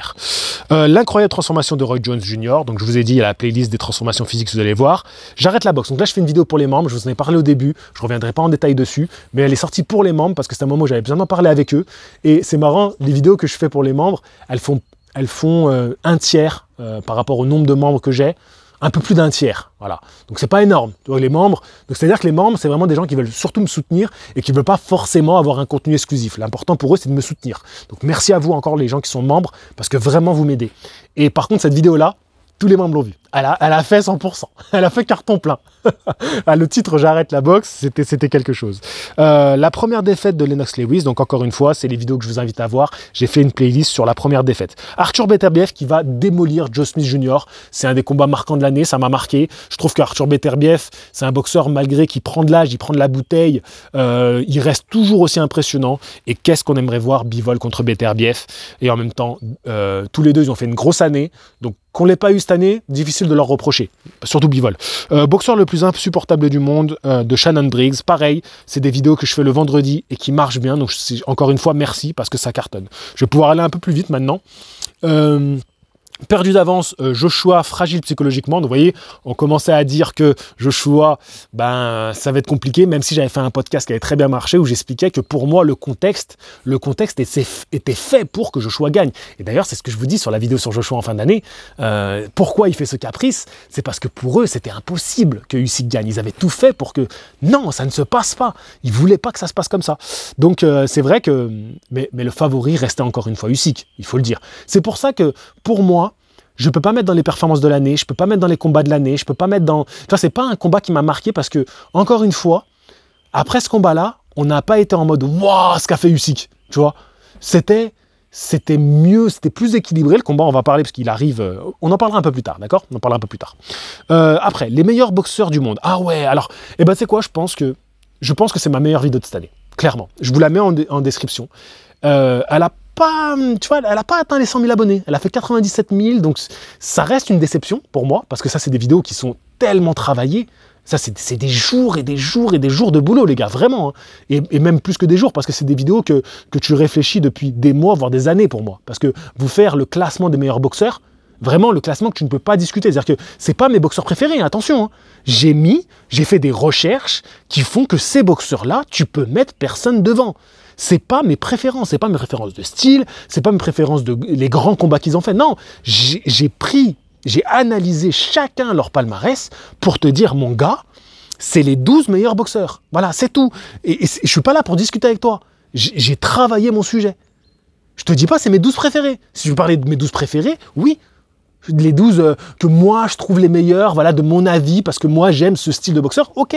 Mais là, cette vidéo-là, c'est un classement incontestable. Voilà, c'est des analyses. Après, tu pourras me dire, ouais, mais t'as préféré ces critères-là. Oui, d'accord. On peut critiquer les critères. Ok. Mais franchement, si tu fais ça, il faut t'accrocher, mon pote. Il faut vraiment t'accrocher. Tu prends les critères que j'ai choisis et tu m'en donnes d'autres, on peut y aller quand même. Parce que les 12 mecs que j'ai mis, pour moi, c'est difficile. C'est pour ça, les gens, ouais, tu mets Tyson super bas. Mais ouais, mais regarde les critères de ce qu'ont fait les autres. Malheureusement, Tyson, c'est une étoile filante. Et quand tu regardes les palmarès des autres, oh les gars, c'est des monstres de la boxe. Pour moi, Mike Tyson, c'est à son prime, j'ai jamais vu ça. C'est le boss tout simplement. Mais la vérité est que, quand tu regardes une carrière, c'est pas quelques années qui ont marqué une génération, c'est une carrière. Et les autres, ils sont tous devant lui. C'est la réalité. Et tu vois, par exemple, un mec que j'aurais jamais mis aussi haut, c'est Duran. Duran, je le mets deuxième, je crois. Mais Duran, quand j'ai vu ou troisième, je sais plus, bref, c'est pas important. Mais Duran, quand j'ai vu son palmarès, j'ai fait, ouais, mais en fait, ce mec-là, il est top 3. Mais c'est une évidence. C'est une évidence. Son palmarès, c'est exceptionnel. Bref, en tout cas, voilà. Cette vidéo, pour moi, c'est ma meilleure vidéo. C'est l'une des meilleures vidéos de ma chaîne, clairement. Parce que le travail, l'écriture, les arguments que j'apporte, tout, j'ai bossé dur. Donc pour moi, c'est une des meilleures vidéos de ma chaîne. Et c'est pour moi la meilleure vidéo de mon année. Ensuite, j'enchaîne. Les boxeurs les plus mythiques du monde. Alors là, c'est triste parce que, tu vois, c'est vraiment une continuité. Donc c'est Vincent qui s'occupe de faire le texte de cette vidéo. Donc le travail, les recherches et tout. Moi, j'ai fait seulement le montage. Et pour moi, ces deux vidéos vont ensemble. Et tu vois, elle fait 7000 vues. C'est tellement dommage. Et ça, c'est du contenu qui t'enrichit, voilà. T'en sors pas perdant quand tu regardes ça. Mais bon, c'est vrai que c'est avant les années... J'avais demandé à Vincent de faire avant les années 50, je crois, ou 60, je sais plus.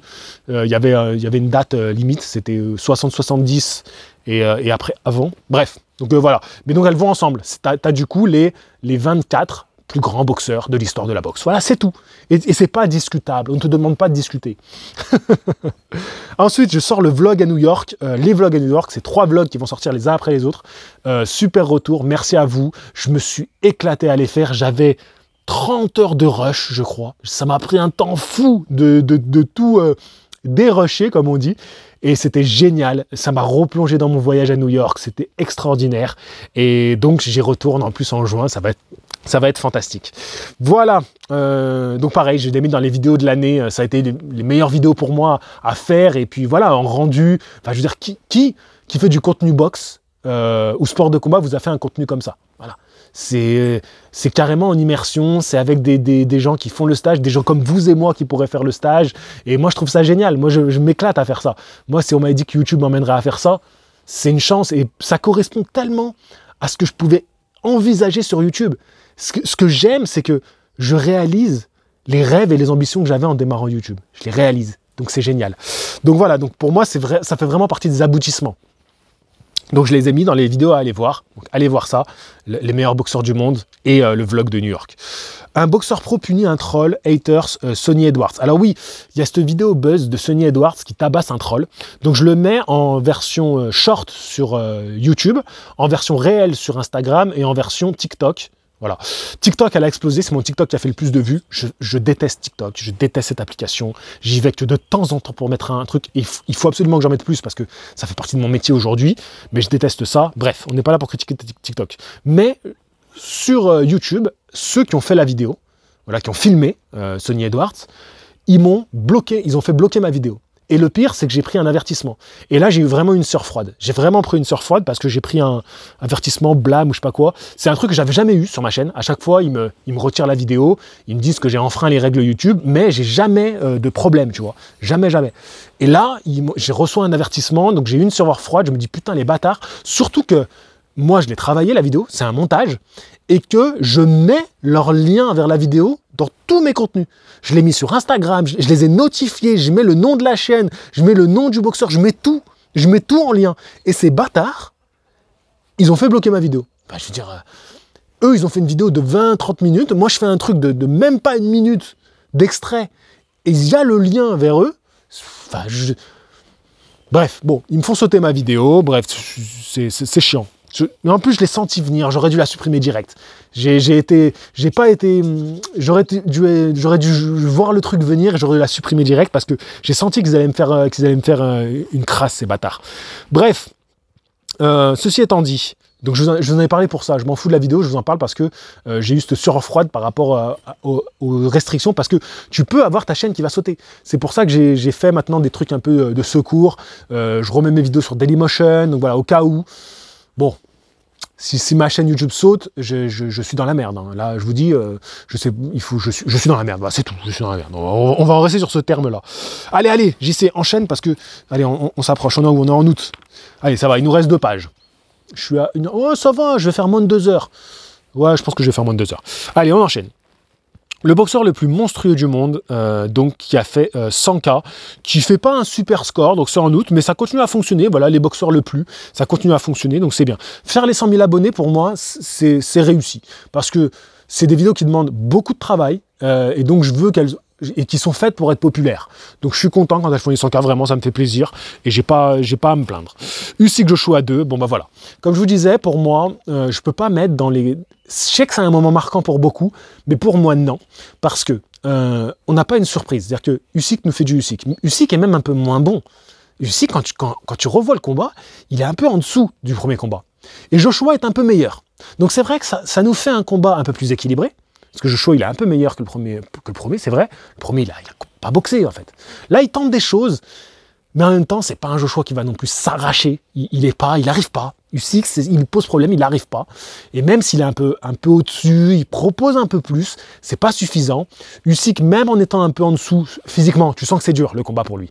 Tu sens qu'il y a beaucoup de moments où il faut qu'il aille chercher un second souffle, il faut qu'il gère. Mais il reste quand même au-dessus, parce que Usyk est extraordinaire. Techniquement, moi je vous le dis et je le répète, on n'a jamais vu un poids lourd aussi technique. Voilà. Jamais. Sortez-moi pas des blases de je ne sais où. Chez les poids lourds, donc voilà, maintenant qu'on a ces mastodontes, on n'a jamais eu un boxeur aussi technique. Tyson était très technique, mais c'était une technique qui était en la faveur de la puissance, tu vois. Mais un mec où c'est de la technique pure, voilà, c'est Usyk. Et on n'a jamais vu ça. J'ai jamais vu un mec aussi technique. Bref, ceci étant dit, voilà. Donc je pense que on n'en sort pas avec une surprise de malade. Waouh, quelle surprise! Non, c'est une confirmation de Usyk. C'est une confirmation que Joshua n'arrive pas contre ce profil-là. Et basta. Voilà. Donc pour moi, ça mérite pas d'être le boxeur de l'année, l'événement de l'année, la performance de l'année, le combat de l'année. Non, ça ne le mérite pas.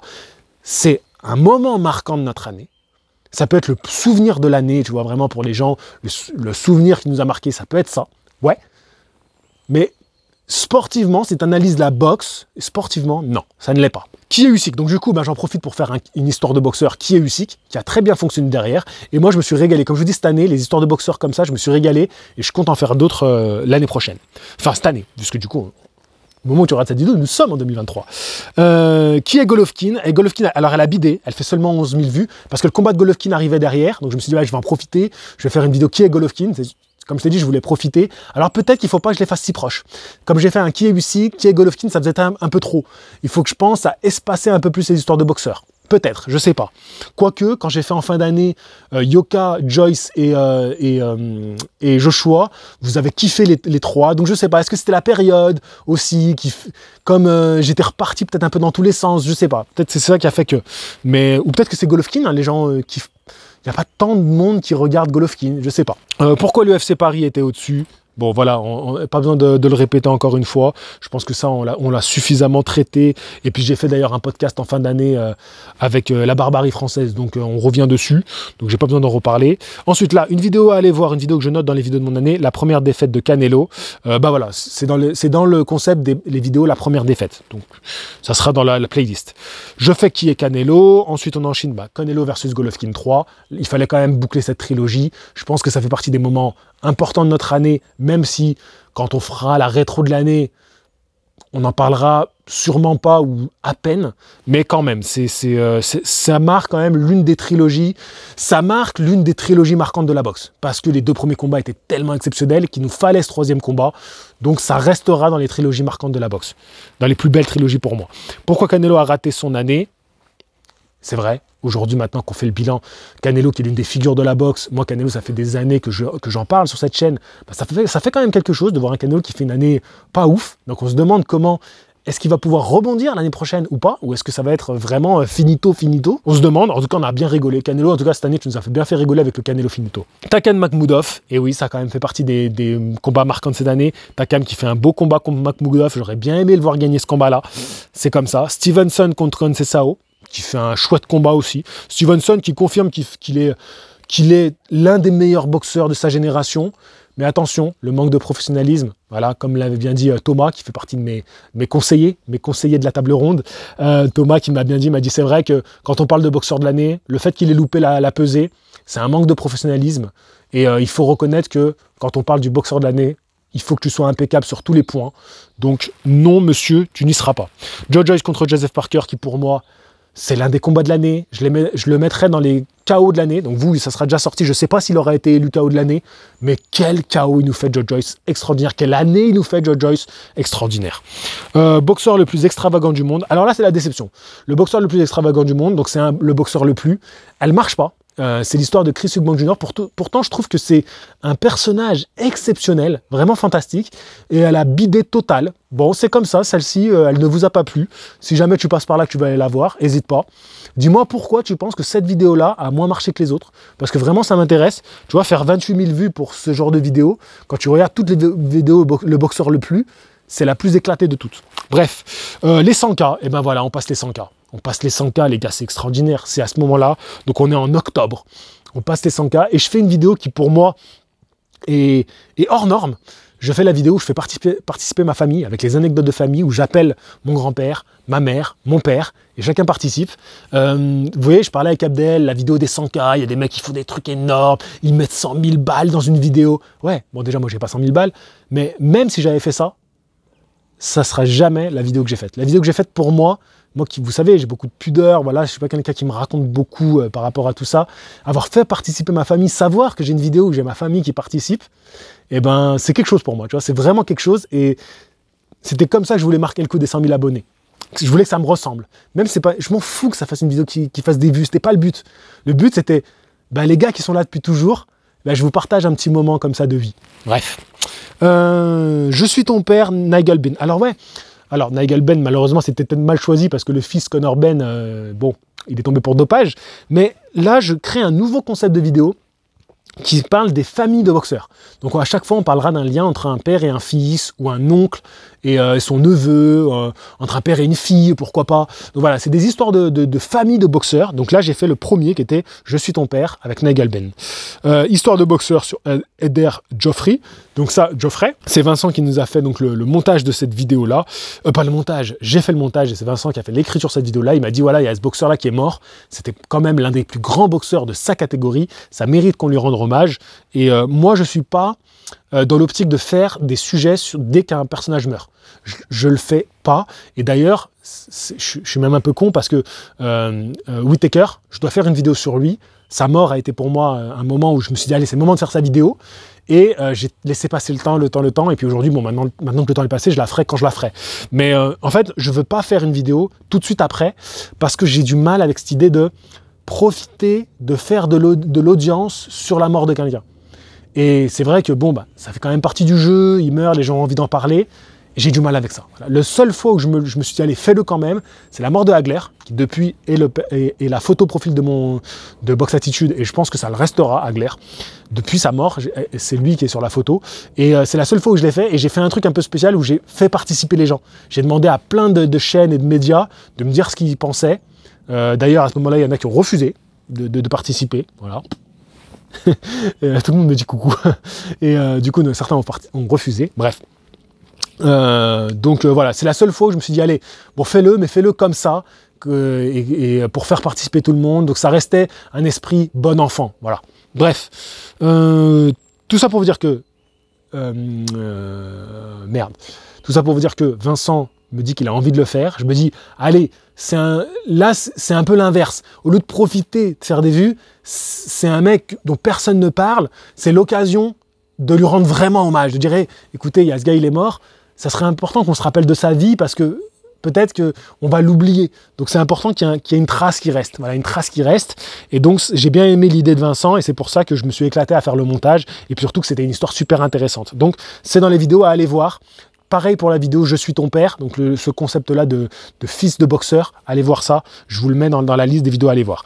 Le plus gros puncher du monde, Ernie Chevers, qui a très très très bien marché, donc voilà, c'est les boxeurs le plus du monde, donc c'est sympa parce que après le bid, j'ai une vidéo qui marche d'autant plus, qui fait plus de 200 000 vues, donc c'était vraiment cool. C'était juste avant le Wilder Elinius, voilà, c'était l'occasion de marquer le coup, avec une vidéo sur un puncher avant Elinius. Ensuite, on a eu Devin Haney contre Kambosos 2. J'ai pas trop kiffé ce combat-là. C'est un combat qui m'a beaucoup frustré parce que moi, je pense que Devin Haney, il peut nous en montrer tellement plus. Voilà, Jonathan m'a très bien dit quand on s'envoyait des messages, il me dit bah lui on a l'impression qu'il boxe avec le frein à main. Le mec il a tout pour lui et on a l'impression qu'il boxe avec le frein à main. Je pense qu'il a bien résumé la situation. Ensuite on a eu l'histoire du boxeur qui a changé la boxe. Donc voilà, je fais une histoire de boxeur sur Lomachenko parce que je trouvais qu'il méritait et puis ça allait être son retour. C'est d'ailleurs l'opportunité pour moi de faire une interview avec Saïd Tagmaoui. Donc je le remercie encore. Voilà, c'était quand même une chance d'avoir Saïd Tagmaoui qui est acteur et promoteur de boxeur et qui est dans le clan de Lomachenko qui nous a permis d'avoir des informations voilà, inside, on était un peu à l'intérieur grâce à lui, donc c'était vraiment un plaisir, donc je suis content d'avoir pu partager ça avec vous. Ensuite il y a le retour de Lomachenko contre Ortiz, l'un des retours marquants quand même de l'année, pas super réussi pour Loma, c'est un retour difficile, on va voir ce que ça va donner l'année prochaine, mais clairement il ne faut pas qu'on s'attende à des dingueries. Loma il est sur la pente descendante, donc tous les combats prochains vont être très compliqués pour lui, on va pas se mentir. On a dans le même week-end Jake Paul contre Anderson Silva, et la triste réalité les gars, la triste réalité c'est que je fais 2 vidéos réactions et que celle qui fait le plus de vues, c'est la vidéo de Jake Paul contre Anderson Silva. Voilà, ceci étant dit, on va pas s'attarder là-dessus parce que ça me fait mal au cœur. Qui est le petit-fils de Mohamed Ali? Donc là, on arrive en novembre, vidéo qui a très bien marché. Et d'ailleurs, encore une fois, le petit-fils de Mohamed Ali, grâce à Saïd Tagmaoui, on a eu une petite dédicace que je vous ai mis dans une vidéo un peu plus loin. Donc c'est assez marrant. Alors moi, je suis pas très friand de ce genre de truc. Vous avez vu, c'est pas le truc où je vais m'en vanter, le mettre de partout. Mais c'est quand même sympathique, le petit clin d'œil. Ça fait quelque chose, ça fait plaisir, voilà. Donc c'est quand même cool. Donc je la mets, cette vidéo, qui est le petit-fils de Mohamed Ali, parce que j'ai kiffé la faire, et elle a bien marché. L'une des meilleures vidéos de mon année, que j'ai préféré faire, je me suis régalé, j'en suis content du résultat. Qui est l'éternel 0 défaite de Floyd Mayweather, ça fait longtemps que je voulais faire un sujet sur Floyd Mayweather. Donc c'est pas vraiment une histoire de boxeur, mais ça l'est quand même. Je pense que quand je ferai la vidéo histoire de boxeur sur Floyd Mayweather, il faudra que je prenne au moins 1 heure. C'est une vidéo que j'ai bien aimé faire, qui a pas marché tant que ça. Voilà, je la mets dans les vidéos de mon année. Donc allez la voir si ça vous intéresse. Dimitri Bivol contre Zurdo Ramirez, c'est la confirmation pour Bivol. Aujourd'hui, c'est très difficile de ne pas mettre Bivol boxeur de l'année, très sincèrement, avec les 2 belles performances qu'il fait. Là, je me suis remis Bivol contre Canelo. C'est vrai que Bivol, il fait un combat. Et puis vraiment, ce que j'ai aimé, c'est qu'il n'est pas là pour regarder Canelo boxer. Il n'est pas là pour le respecter. Il vient le boxer. Il l'attend, il est au centre du ring. Il le cogne. Il vient, il met la tête en dessous, il lui fait du mal. Quand Canelo essaie d'accrocher, il y a des coups bas, rien à foutre. Je suis pas là pour te faire des cadeaux. Ah, j'ai bien aimé ça. Pas de cadeaux, voilà. Non, j'ai bien aimé ce combat, c'est quelque chose. Et puis alors contre Zurdo, il est incroyable. Il tente de le mettre KO, mais il n'y arrive pas. C'est vrai qu'il lui manque un peu le facteur punch. C'est pour ça que j'ai une préférence pour Inoue, et moi, je mettrais Inoue boxeur de l'année. Bref, mais si on met Bivol, je suis très heureux aussi. C'est mon boxeur chouchou, Bivol, hein, nettement. C'est plus mon boxeur chouchou Bivol que Inoue. Inoue, je l'aime bien parce que je le trouve au-dessus. Je trouve que c'est un meilleur boxeur, Inoue. Je trouve qu'il a tout. Voilà. Je trouve qu'objectivement, je trouve que c'est un meilleur boxeur. Donc c'est pour ça que je le mettrais boxeur de l'année. Mais en vrai, mon chouchou, c'est Bivol. Donc si mon chouchou gagne le titre de boxeur de l'année, je vais pas bouter mon plaisir. Ça sera champagne aussi, les gars, évidemment. Même si je bois plus de champagne. Je m'ouvrirai une petite bière à l'occasion. Voilà. Ne buvez pas d'alcool, c'est pas bien. Une bière sans alcool, voilà. Ça sera une bière sans alcool pour l'occasion. C'est très bien ça, voilà. Comme ça, tout le monde est content. Ensuite, Gianni Bek est-il le nouveau Golovkin? Alors, voilà, je me suis permis de faire ça, c'était un titre accrocheur. Clairement, Gianni Bek n'est pas le nouveau Golovkin, on va pas se mentir. Et je voulais faire la même chose avec, un peu plus tard dans l'année, la vidéo sur Munguia, Jem Munguia, l'ultime espoir mexicain. Je voulais mettre aussi Munguia est-il le nouveau Canelo, mais comme je l'avais déjà fait pour Golovkin, tu vois, si ça avait été inversé, j'aurais dit est-il le nouveau Canelo? Je voulais juste une accroche avec les Mexicains, est-il le dernier espoir mexicain? Voilà, donc je voulais juste faire ces 2-là. Donc potentiellement, ils vont s'affronter l'année prochaine, ça serait pas mal. Franchement, c'est un combat que je demande à voir. C'est 2 super bons boxeurs, donc je demande à voir, mais c'est des super bons boxeurs, mais soyons francs, ils sont pas de la classe de Golovkin et Canelo, qui sont quand même un niveau au-dessus. Mais c'est de la régalade, les 2, moi je les kiffe. Donc on va se régaler avec ça, attention. Arsène Goulamirian qui fait son grand retour, pour moi c'est l'un des comebacks de l'année. Arsène Goulamirian qui revient contre Alexei Ogorov, un combat difficile, vraiment c'était pas simple pour Goulamirian, mais il fait un super combat. On a eu Papo contre Bilej Kitou, clairement le combat franco-français de l'année, et David Papo qui est sûrement le boxeur français de l'année. Cœur de boxeur avec Abdel Menaïcha, j'en ai parlé un petit peu au début de cette vidéo, je vais pas m'attarder dessus. C'était un plaisir, ça faisait 2 ans avec Saad Farhad que j'avais fait mon dernier cœur de boxeur, 2 ans plus tard, qui est quand même, c'est l'une des vidéos, même si demain elles font 2 vues, je continuerai à les faire, parce que c'est l'essence même de cette chaîne, c'est les racines de cette chaîne. Parce qu'à la base, moi, je me lance dans l'aventure YouTube pour parler de ma passion. Je me retrouve à aller dans les coulisses, faire un reportage sur un boxeur. Donc, je continuerai à faire ça.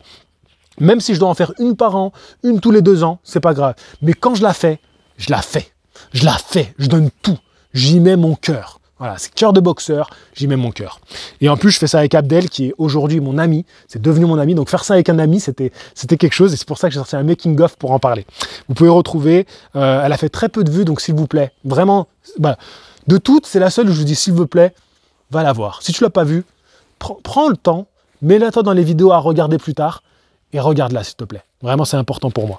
Allez, on enchaîne. Estrada contre Chocolatito 3. Je veux rien savoir. C'est le plus beau combat de boxe de cette année. Voilà, le plus beau. C'est pas le combat de l'année, parce qu'on n'a pas eu l'engagement qui fait que, tu vois, pour avoir un combat d'année, il faut qu'il y ait ce truc un peu dramatique de « Oh, il est presque au bord du chaos, il revient. » Voilà, il faut que ça soit un peu cinématographique. Mais là, c'était la beauté pure, d'accord? C'était la chapelle Sixtine de la boxe. Voilà, ce combat, c'est la chapelle Sixtine de la boxe. C'était, pour ceux qui ne savent pas, les incultes, c'est une peinture extraordinaire, voilà. C'est fabuleux, c'est divin. Donc, pour moi, c'était le noblard à l'état pur, ce combat-là. Vraiment. 2 styles différents, un combat où tous les... Bon, il y a peut-être 3 rounds qui sont pas ouf, les 3 premiers rounds, et après, c'est parti. Donc pour moi, c'est le plus beau combat. C'est peut-être l'un des plus beaux combats que j'ai vus. Voilà. Je parle de beauté de boxe. Mais c'est pas, voilà, c'est pas le combat où j'irai le revoir et tout, tu vois, plus marquant, comme je t'ai dit, comme par exemple Wilder Fury 2. Voilà, c'est pas un combat où je me dis, allez, j'ai envie de me le refaire, j'ai le remater. Tu vois, c'était très beau, il n'y a pas de souci, mais je pense que je vais quand même le remater. Mais voilà. Et ça fait quand même partie des plus belles trilogies qu'on ait eues de la boxe. Clairement. C'est moi, Estrada Chocolatito, je le mets sûr dans mon top 10 des trilogies. Top 5, je sais pas. Top 5, c'est dur parce que il y en a des trilogies. Mais sûr dans mon top 10. Vidéo du vendredi, Yoka, Joyce. Alors voilà, on finit l'année, ça y est. Je repars avec les vidéos du vendredi. Donc très important pour moi, il fallait que je reparte sur ce rythme-là. Première vidéo du vendredi que je fais, je vous tease, Yoka, elle a atteint les 90 000 abonnés. Les autres ont toutes les deux atteint les 40 000. Joyce ou Joshua, il y est presque aux 40 000. Donc ça a marché. Voilà, ça a marché pour moi. Je suis très content. Et donc j'espère qu'on va continuer là-dessus. Et les retours sont super. Mbili Sissoko, on reste. Donc j'en parle quand même. Même si pour moi ça a été une année une soirée un peu frustrante. J'ai fait une vidéo débrief qui n'a pas forcément été tendre. Je dois dire que c'était une super soirée. Et je suis très content parce que du coup, on finit l'année avec des belles soirées. Papo Chkitou, Arsène Goulamirian, meilleure soirée boxe de l'année. La soirée Goulamirian, il n'y a rien à dire. Et avec Sissoko Mbili, donc ça fait quand même plaisir. On finit sur une bonne note en France. Donc ça me fait, je suis quand même content et bravo aux organisateurs et aux boxeurs d'avoir organisé cette soirée-là. Merci pour la France qui ne le mérite pas. Voilà, ceci étant dit, en tout cas, nous, les passionnés de boxe, les petits passionnés de boxe qui sont devant, voilà, ceux qui sont devant les vidéos Box Attitude et qui étaient devant leur télé, eh ben, eux, ils le méritent. Donc, merci pour eux. Les podcasts de Box Attitude, je finis juste là-dessus. Donc voilà, pour vous dire qu'on a pu faire les vidéos, donc les top vidéos avant combat, notamment Usyk Joshua qui a cartonné, l'interview de Saïd Taghmaoui qui a cartonné. Voilà, c'était vraiment super de faire ça. Les Comment va la boxe avec Abdel qui m'ont fait super plaisir à faire. Donc voilà, ça on continue. L'année prochaine, on continue ce genre de format. Et puis voilà, on va s'éclater avec ça. Les flops de l'année. Alors il y a 2 vidéos qui sont flops.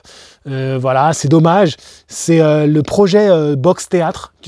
Alors voilà, je voulais soutenir cette personne qui m'envoie un message sur Instagram. Elle connaît pas du tout mon contenu, mais comme elle est en train de monter un projet de théâtre autour de... Elle fait un reportage, donc elle fait de l'audiovisuel. Elle filmait une pièce, les coulisses d'une pièce de théâtre où l'histoire était l'histoire d'un gars qui quitte son pays natal, qui est en Afrique, pour venir en France, ouais, c'est en France, c'est ça l'histoire, et il veut donc, il devient boxeur, donc c'est la boxe et tout, c'est lié, en plus c'est un ancien boxeur professionnel qui a chorégraphié et participé au projet, et donc ils avaient besoin un peu de sous-sous pour pouvoir monter ce projet-là, et moi j'espérais lui donner un peu d'audience, et c'est vrai comme c'était les débuts des podcasts, malheureusement c'est tombé peut-être un peu au mauvais moment, peut-être pas assez d'audience pour lui donner de la force, et ça a été l'un des flops de l'année, et je le regrette un peu parce que j'avais vraiment envie de soutenir, mais ça j'y peux rien, moi j'ai fait mon devoir c'est de mettre en avant. Et après, que ça marche ou pas, c'est pas de mon ressort. Ensuite, on a le projet Togo. Alors, c'est pas mon projet, hein. C'est une interview d'un gars qui a un projet au Togo autour de la boxe. Histoire magnifique, vraiment magnifique, et malheureusement pareil, ça fait très peu d'audience. Donc bah tant pis, c'est le jeu. Je me dis au moins, le projet Togo, il a le mérite d'exister, elle pourra être vue plus tard, ce podcast. Je me dis peut-être que petit à petit, les vues augmenteront avec le temps, parce que c'est quand même quelque chose de beau. En fin d'année, j'ai fait des lives, et je me suis éclaté à faire des lives, donc si j'aurai l'occasion d'en faire d'autres, j'en ferai d'autres. Donc des podcasts en live. Donc je pense que je vais continuer, parce que c'est super cool de faire ça avec vous. Moi, j'ai beaucoup aimé, c'était un ton un peu plus marrant, tu vois, moins sérieux, et de le faire en live, c'est sympa. Après, je sais pas si les lives, ça se réécoute bien en replay. C'est un peu la question que je me pose. Ensuite, donc voilà, je voulais dire que la chaîne secondaire, c'est vraiment la continuité de la chaîne principale. Et c'est pour ça que des fois, il y a des réactions que j'ai pas faites sur la chaîne principale, parce que j'ai réduit le nombre de vidéos. Et par contre, elles ont été traitées sur la chaîne secondaire. Par exemple, Terence Crawford contre David Navanesyan, j'en ai beaucoup parlé sur la chaîne secondaire. Michaela Mayer contre Alicia Baumgardner et en sous-carte Clarissa Shield contre Vanessa Marshall, j'en ai beaucoup parlé sur la chaîne secondaire. Donc voilà, c'est important de suivre la chaîne secondaire. Voilà les gars, je suis content d'avoir fini cette vidéo sans mourir de froid, 1h40, voilà, je pense que j'aurai des tout petits morceaux à enlever, donc voilà, ça fait une grosse vidéo. Merci de m'avoir écouté, n'hésitez pas à me faire vos retours en commentaire et de me parler de ce que vous espérez un peu pour l'année 2023 qui arrive, vos projets aussi un peu perso, ça peut être sympa de me les partager ici, en espérant que ça reste dans le domaine de la boxe bien sûr, et puis on se retrouve très vite pour, comme je vous ai dit, on n'oublie pas le rythme, vidéo du vendredi qui est la vidéo travaillée, le dimanche c'est une vidéo one punch, donc c'est vraiment boum un sujet, souvent ce sera les vidéos réactions, et puis il y aura les podcasts le mardi et le jeudi, et je sors des vidéos courtes le lundi et le samedi. Comme ça, tous les jours, il y a du contenu qui sort, et le mercredi, la vidéo pour les membres. Donc je vous invite encore, si vous avez tenu jusque-là, c'est quand même, vous appréciez mon travail, vous appréciez la personne que je suis. Donc si vous pouvez, si vous avez les moyens, c'est de mettre 2 € par mois pour soutenir mon travail. En vrai, plus il y aura de gens qui vont faire ça, plus moi j'aurai une liberté aussi dans mon travail et je pourrai me concentrer sur de contenus de qualité sans avoir cette peur de pas faire de chiffres et donc d'attendre le prochain combat de Jake Paul pour espérer de faire un peu de sous-sous, parce que malheureusement j'en arrive là en vrai. J'en arrive là parce que je sais que les vidéos où on va parler de sujets comme ça va faire de l'audience et c'est triste parce que je préférerais mettre toute mon énergie et les sujets sur Jake Paul, les faire parce que voilà, on les fait, mais on se prend et on n'est pas en train d'espérer que ce soit ça qui fasse vivre ma chaîne. C'est quand même triste. Donc bon, si vous pouvez pas, vous avez toujours utile pour faire un petit don de temps en temps, si possible. Et puis si jamais, tu commentes, tu partages la vidéo, tu mets un petit like. C'est une manière aussi de me soutenir à ta manière. Sur ce, je vous dis à la prochaine. Fighting, je suis gelé.